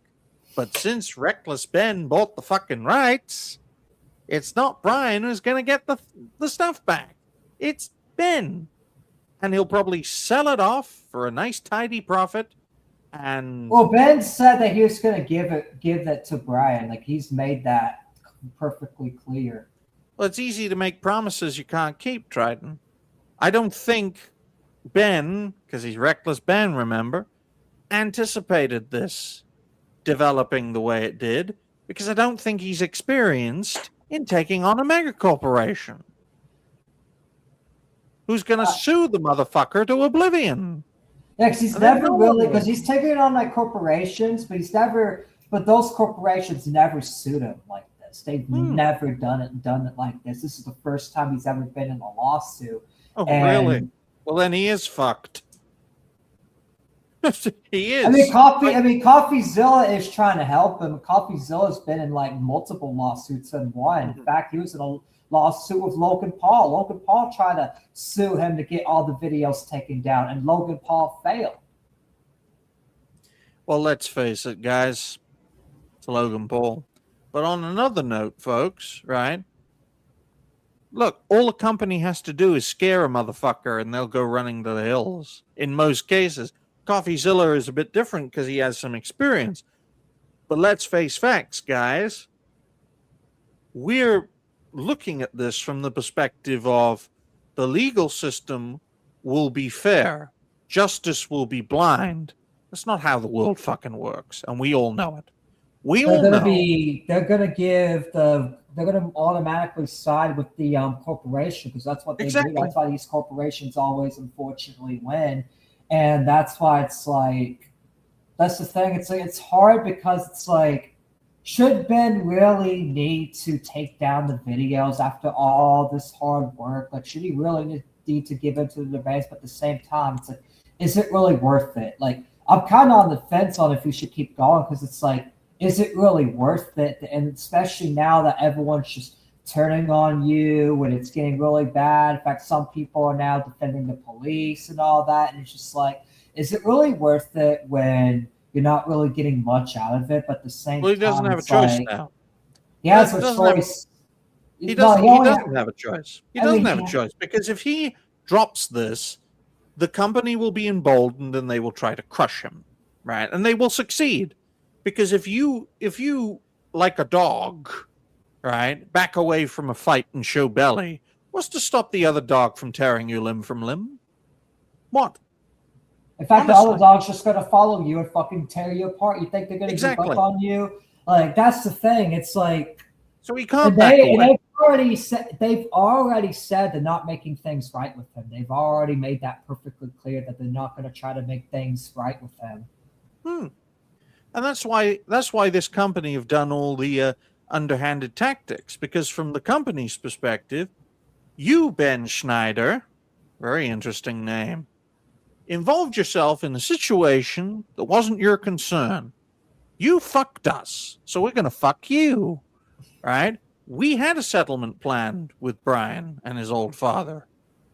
You gave him a better offer, so you fucked us over. So we're going to fuck you over now. We're going to ruin you because we know, because we're a mega corporation that loves to make money, that you're in it for yourself, to make a name for yourself. And you're going to make a name for yourself by fucking killing us. Corporately, destroying us. I am Ben Schneider, Reckless Ben. I am known for saving the Legos, helping Brian and his old father, and taking down bricks and minifigs. Subscribe to my channel. Give me memberships. Make me a celebrity like that would be real. That's exactly what he wants to be known for, and that's why he's not giving up, because whether he's doing it as a grift or genuine, he wants to be known, and I think he's doing it genuine. But even if he wasn't, like the fact we know is he's doing it to get known as the guy that took down bricks and minifigs. That's why he's not giving up, because he really wants that title really bad. I mean, he knows it doesn't matter if he's genuine or not. The fact is, as well, he knows that title boosts his reputation, gives him more memberships, gives him more support, makes people really believe he's really genuine. And he knows that. He knows people are going to respect him a lot more. He knows he's going to get so much respect. He'll prove the haters wrong. He will actually be one of the most respected guys. And he would also encourage a lot more other people to start taking down these corporations, and then corporations like Nintendo will be taken down, which, funny thing about lawsuits in the gaming industry, looks like Nintendo's going to only get $30,000 tops out of the current lawsuit against Palworld. And how much did it cost them? Millions. Imagine spending millions and millions. Well, originally the original settlement was $60,000, so they're actually getting half of what they wanted. Yeah, but let's face facts, guys. Sorry, go ahead, Digby. But let's face facts, guys. The United States has always wanted a franchise to beat Pokemon. Always. They've never been able to do it until Palworld came along. Well, Palworld's from Japan, so technically. Well, you say that, but it's American-backed. Totally. The one thing Nintendo prides itself upon, for better or for worse, is their staunch independence. It's their staunch independence, right? They don't like being controlled. Ever since the very early days of the company when they sold cards. But then Palworld came along, Pocket Pair came along, and Pocket Pair got a lot of American and Western investment, even if they are based in Japan. You look at Sony, right? How much Californian money has gone into Sony in the past few decades? So much so that part of the company is based in California.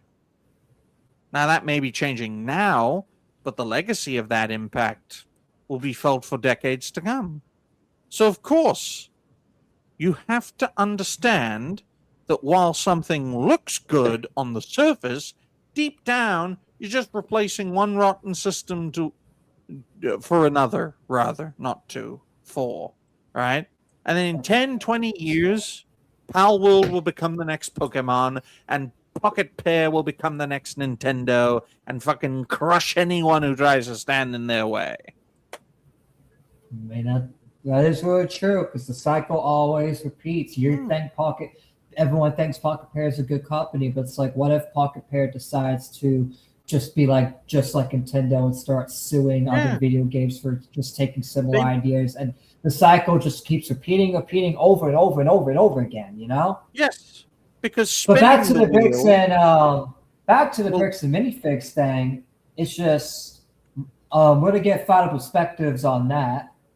Well, it's living proof, though, Triton, that spinning the wheel doesn't make things any better. No, you it doesn't. have to break the wheel. You have to break the wheel. You have to destroy the wheel. And that's what the Bricks and Minifigs is trying to do to Reckless Ben, is to make sure that his wheel is completely destroyed so that their reputation is saved. Because that's the thing. That's all he wants to do, is save his reputation. I'll give you guys one final example before we move on to our conclusion, right? Right. Right, go ahead. Reckless Ben could destroy Bricks and Minifigs. He could destroy Nintendo, Sega, Capcom. He could destroy Sony. He could destroy the fucking American government for all we know. The Utah state government, the fucking lot. But there will come a time where he is defeated. And then he gets replaced by someone better. That's an example of spinning the wheel, right? An example of breaking the wheel is to ensure situations like this don't fucking happen. And a great way of ensuring situations like this don't fucking happen is not attributing fucking Legos to being so collectible that their price increases are better than gold. But no, we don't do that. We don't think about that. Because we only care about money and the accumulation of wealth. What use is gaining the entire world if you lose your soul? Now you can move on. All right, so now we're going to get final conclusions. We'll start from the panel up. Torin, what do you think? What's your final conclusion on Bricks and Minifigs? They're not trying to lie and say they're not trying to seize the GoFundMe, but then one of the conditions is literally, hey, we're seizing a GoFundMe. Yeah, I think it's stupid. And we all know that the CEO was fucking lying on video, because he even fucking stumbled a few times during his one of his interviews where he in fact, I'm clipping that tonight because now that's fully on process. I'll just have to wait to get processed, but I'm clipping that tonight and I'll be uploading our reactions to that. As well, he did it twice, if I'm not mistaken. He did it once in the Fox interview, and then slipped up again whenever in the CoffeeZilla. Yeah, he slipped up again in the CoffeeZilla one as well. It's like, bro, why are you slipping up? Yeah, is that your final conclusion? I'll try not to talk over you. Oh, no, I'm good. All right. What about you, Digny? Well, personally, I am of the viewpoint that we're in an age where it doesn't matter who prevails in this situation. Justice delayed is justice denied, right? Even under the best case scenario, they're being deprived. The people who are actually the victims in this situation don't want anything to do with this situation. That's why they sold the rights to Reckless Ben so he can fucking deal with it, right? Because that's how you get justice in the Western world now.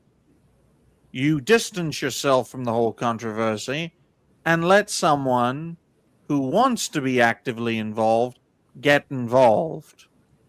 Now, it's easier to do in civil cases. It's not that easy to do in criminal cases. But that's the world we find ourselves in. Best of luck to Reckless Ben. He's worthy of his namesake because he's now in a lawsuit quagmire, and that rarely ends well for anyone involved. So good luck to you, man. Hope the stress was worth it. Mm-hmm. And that's the thing. If he fights this and ends up winning, then he's going to have a lot of respect. And if he ends up losing, then it's just going to be not worth it. You know, it's just really tough. It's a really tough situation. This whole situation is one of the toughest situations that I've ever really covered. You know what I mean? Oh, yeah. And I think the reason it is tough is because we all know what should happen. There should be justice. But we're all mature enough to understand that we don't live in the land of the free. We don't live in the home of the brave. We don't live in a just world. We live in a world where the rich, powerful, and influential dominate, whereas the poor, less powerful, and less influential are kept down. And if they try to get up, they're crushed, or exiled, or shot in the neck, among other things. It's how the world works. You could call it cynical. I'd call it reality. And I'm based enough to say it. And sadly, too many people who are leading the charge only prioritize feathering their own nests and building up their own bank accounts and filling up their own pockets, making names for themselves to acquire fame and fortune. Because those who actually want to make things better are either crushed, exiled, or shot in the neck. Pick your poison. The more effective you are, the more you will suffer. Thankfully, I have not been shot in the neck. I'm not that effective yet. Who knows? Maybe in the future I will be. But look. I'll give you guys another great example before we get to Ricardo Milo's perspective, right? If you are completely ineffective and useless, you'll be left alone, right? Doesn't matter if you gain an audience, right? If you're just dull, incompetent, ineffective, useless, but you still manage to garner an audience releasing your retarded takes on situations, then the opposition aren't going to target you. They're not going to censor you. They're not going to crush you. Because they want people like that leading the opposition. They want stupid people in charge of the opposing side. Because that means they can beat us at every turn. So of course they're not going to censor the retards or the cripples or the stupid people. Right? So the next time you see a prominent creator releasing a silly take, and they're very well known and they're very well liked, popularity has little in common with intellect and capability. Understand that, and you will understand a lot of the flaws in our side's mindset. The most prominent people are not the most capable. They're certainly not the most smart. Just look at all the black people in our movement. They're not smart. They're potential rapists. But they get popular because they recognize the faults in their community, right? I know everyone finds that uncomfortable. The truth fucking hurts. Okay? Right? Oh, great. You don't want to rape on sight. Let me just give you a round of applause because you won't rape every time you see a woman or a thin, defenseless man, right? Oh, congratulations. We're not on Rumble. Congratulations. You're a functional human being in the Western world, unlike the majority of your people. Wow. Okay. That's a good fun respect. So, sorry, I don't like Jerry, but it's just I've been laughing like the way you phrase it is funny as fuck. But it's goddamn truth, right? The leaders of our movements are not the smartest. True, though. They're not the most capable. If you think a Mexican suit-wearing twink cocksucker is the man to lead us to America first, you might as well bite on the cyanide capsule. You'll get further. So who should be the leader of America first? If it's not Nick. You know who I think it should be? I think it should be God. I don't think a human being should lead our efforts. Because human beings are flawed. What if God can't? That's the thing. Because that's the thing. Maybe God would want to. This is just a hypothetical. What if God said, "Hey, you have to pick like a human to lead America first in the real world"? Who would you pick? Hitler. Fair enough.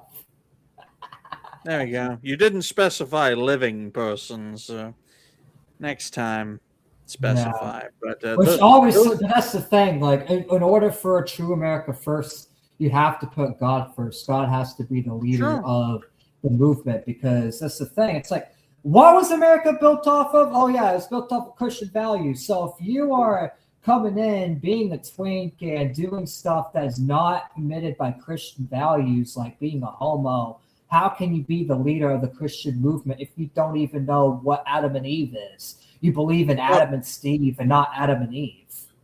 Look, guys, right? I'll finish on this because I know we're going over time today, right? Yeah, and I still need to get Jim's perspective too. You can't have America first without defining what an American is.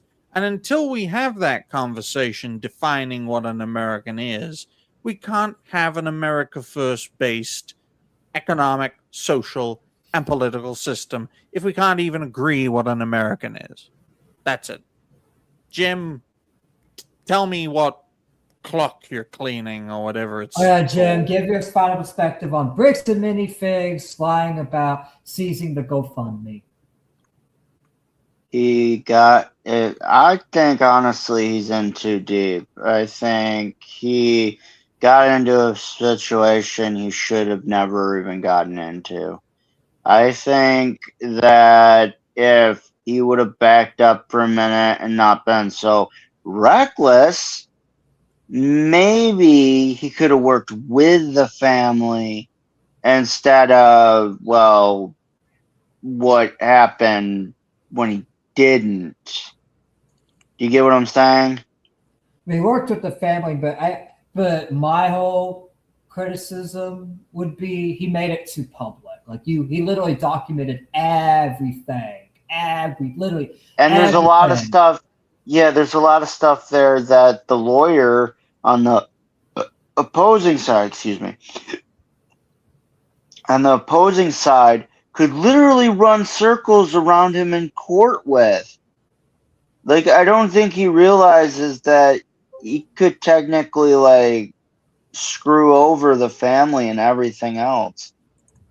Screw over the family? Because, you know, it's not just the family being sued, too. The family and all those people in the documentary, they're all being sued. All of them. They're all named as like Jane Doe's. Like there's literally so many people they're going after. They're not just going after Ben. They're going after all of them. They're going to make sure all of them get ruined. They're going to make sure Ben, the proteges, the people directly involved in the documentary, and all the people around Ben go down with him because they don't want them to retaliate. They don't want anyone else picking up the torch. So they're going after everybody. The only reason that they're not going so far, which that's the thing, a lot of people are predicting that they will go after CoffeeZilla next, but so far they haven't announced it. And I feel like the only reason that they did not go after CoffeeZilla and they gave him an interview and they actually treated CoffeeZilla more fairly than Ben is because they know CoffeeZilla has a lot of money and he has experience with it, and he's already dealt with multiple different lawsuits, and he's already been sued many times, and he's won a lot of cases.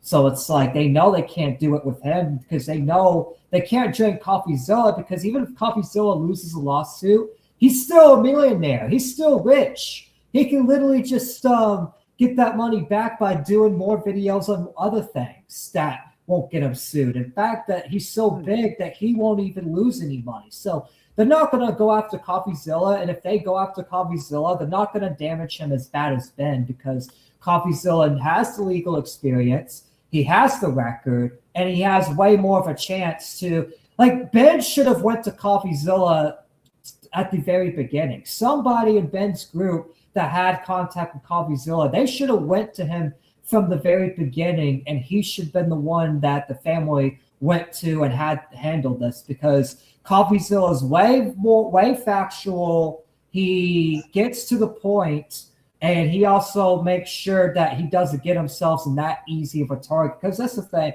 I am got a moral fag about what Ben did, because, you know, he did do funny content, and not only that, but he also was doing the right thing, but he went into it too deep by going in person. I don't think he should have if he didn't go in person and confront them directly, I don't think they would have had this level of resentment. And and he wouldn't have been sued for harassment or accused or arrested or done all this. He wouldn't be in multiple different lawsuits, and he wouldn't be, in the situation he's in if he didn't go in person. He should have just called them, had a interview, and just told, and not went this far too deep. And showing at the dude's house, it's like, bro, you're just asking for him to lie on you more, and you think the police, and the police is not going to be fair. It's like, why put yourself in that situation? Well, fun fact, guys, right? Fun fact. You want to succeed as a content creator? Be a bad person.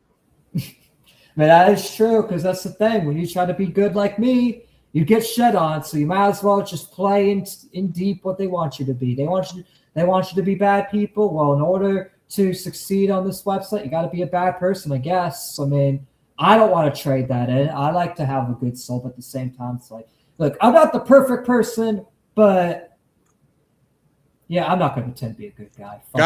Got to pay the bills, folks. Give me the money. Give me the money. And I love you. Give me the money. Is there 85 perspectives on any of the content before we get to future plans? No.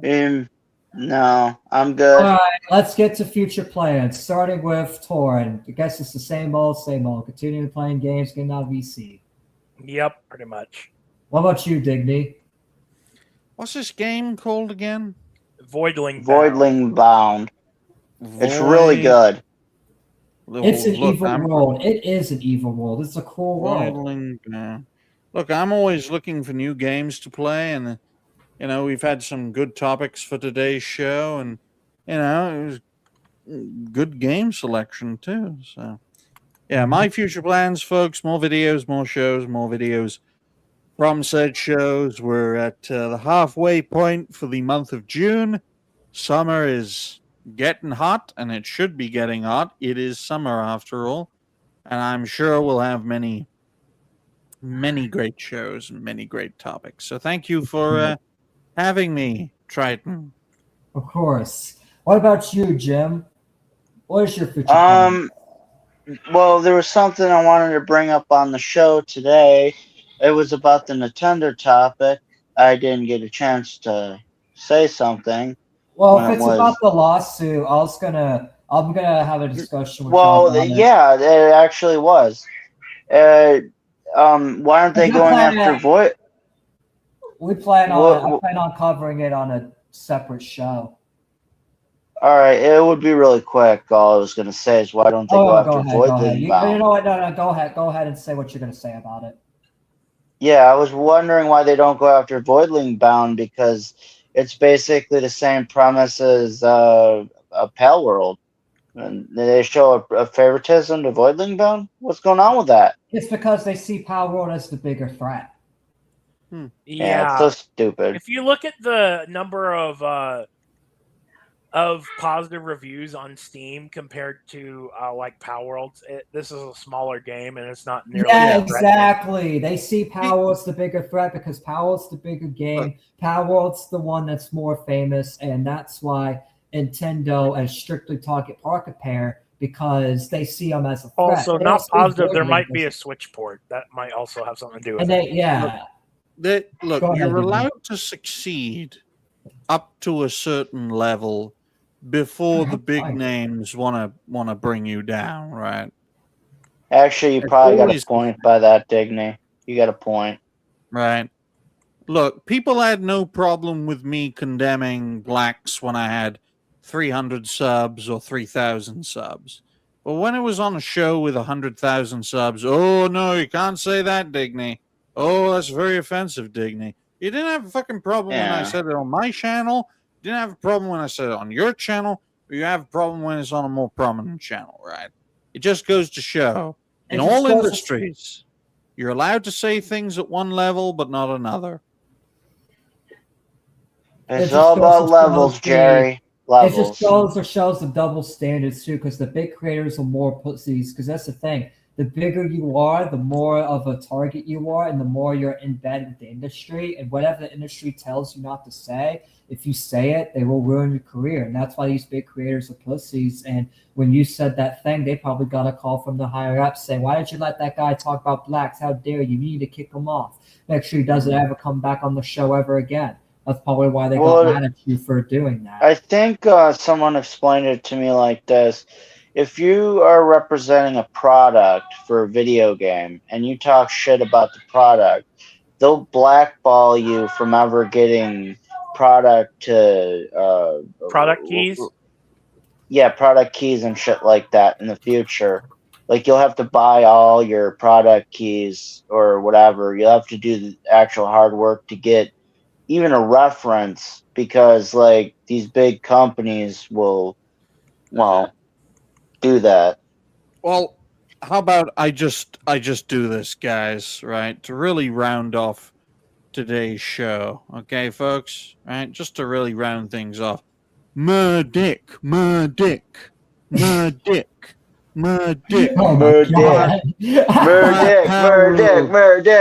The Murdick.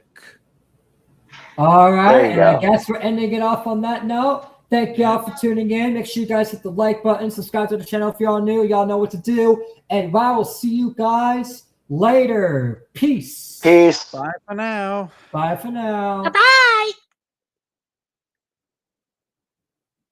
Oh, I fucking just hold on. Let me get the song back up. Holy. Oh God. Hold on. Fucker. Later, everyone. Thank you.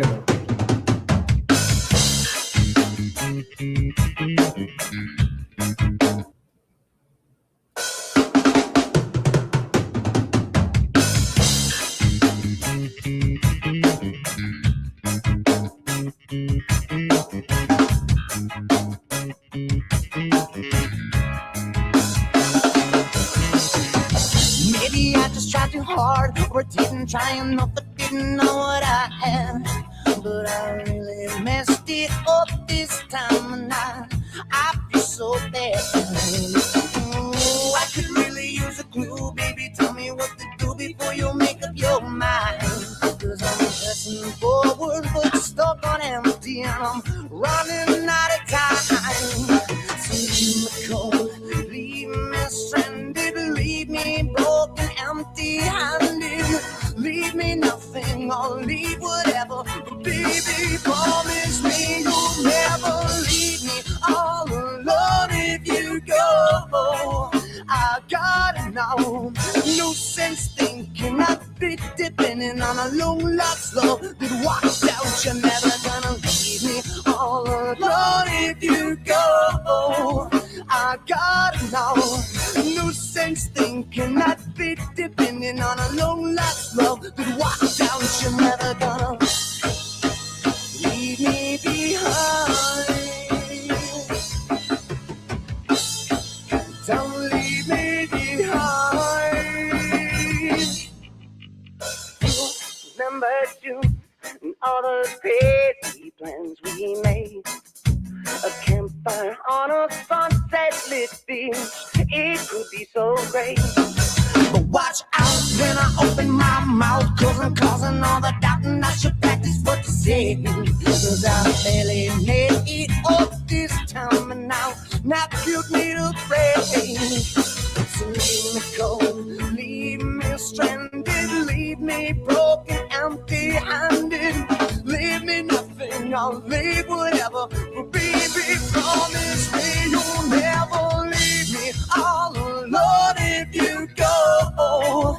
I gotta know, no sense thinking I'd be depending on a long lost love that walks out. You're never gonna leave me all alone if you go. I gotta know, no sense thinking I'd be depending on a long lost love that walks out. You're never gonna leave me behind. Don't leave me behind.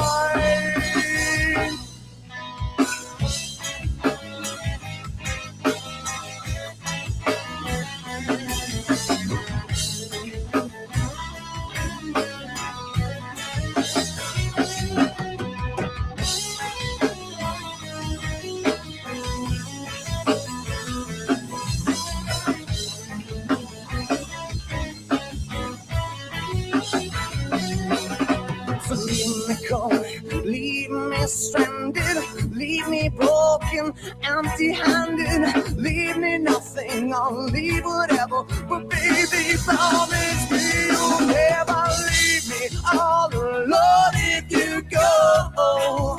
I gotta know, no sense thinking I'd be depending on a no last love. But watch out, you're never gonna leave me all alone if you go. I gotta know, no sense thinking I'd be depending on a no last love. Then watch out, you're never gonna